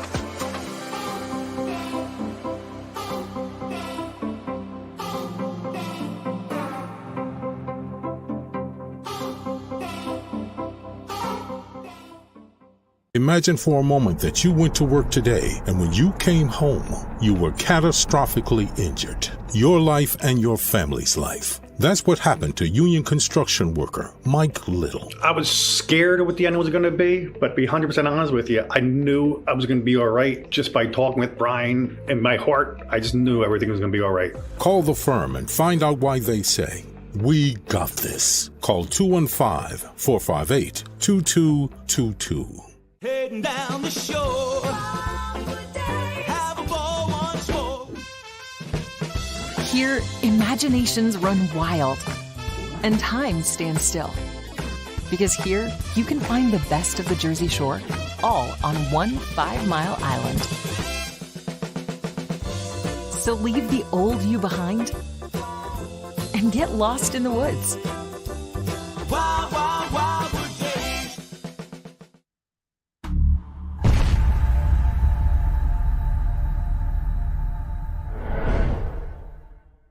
They're carving them up and good play calling along the way. First and goal at the 6.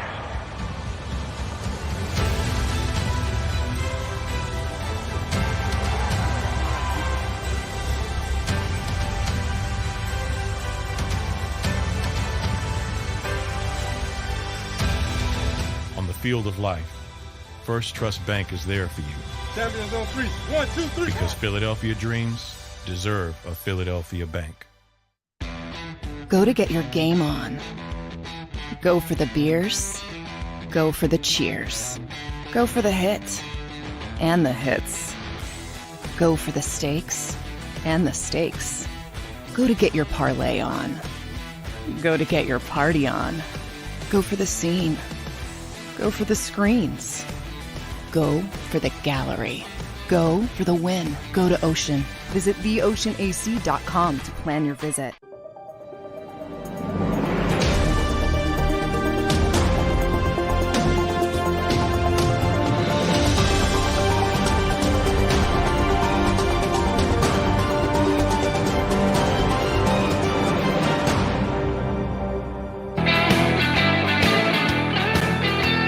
Yeah, we're running out of time here on Birds 365, but fear not, tomorrow's a big day. It is day 3 of year 3 of Birds 365. It is our 500th show. I think my accounting's pretty damn good. And we're going to give another shot. Seth Joyner says he can jump in tomorrow. He is scheduled to join us. 500. Number 59 for 500. He is scheduled to be with us, and we had some day issues yesterday. He was going to join us. Didn't happen, but he says he'll be with us tomorrow. So very much looking forward to that. And you're looking forward to talking to Marcus Mariota? Shame on me. I should have known this, that the Eagles were going to make him available. I did not. What do you think Marcus have to say? Well, they haven't publicized it yet. We expect to get him today, so you shouldn't have known. We probably shouldn't even have said it in case it falls through, but we did. So there you go. Yeah, I mean, he was in Hawaii, so it's been a while. He's from Hawaii, so he was back there. I think he had a wedding to go to, was on vacation. So, he's a good backup quarterback. I think the most interesting part of Marcus Mariota is, now he's got he's been a backup before. He's a backup in Las Vegas, but, he's a starter again last year. Didn't end well. So it's really the mentality. I mean, this is the former number 2 overall pick in the draft. Do the deal. They did the deal 8 years late. And they got him in. I'm a little surprised he's here for the reason because he's accomplished enough to where you would think he waited for not necessarily a starting situation, but a better path to where you could potentially a team with a less entrenched starter. Here, the only way he's getting on the field is injury. Only way. So I'm a little bit surprised. So I think his sentiment, his thought process, his thinking is the most interesting part of why he came to Philadelphia. Could get some good info out of him today. I hope it happens for you. If it is, we'll be talking about it here tomorrow again. Set joiner scheduled to join. We'll see. Our 500 show. That's happening. We know that for a fact. So you want to be back here with McMullen and McDonald. We'll do it again for you tomorrow in 2 and 2. You've been listening to Birds 365, the destination for the passionate Eagles football fan who bleeds green. If it's Eagles football, we're talking about it. Debate, inside the locker room, and guests that are some of the greatest football minds from around the region. We hope you enjoyed the show. We know we had a blast. Make sure to like, comment, and subscribe, and we'll be back soon. But in the meantime, hook up with us on social media at JAKIB Sports. See you next time on Birds 365.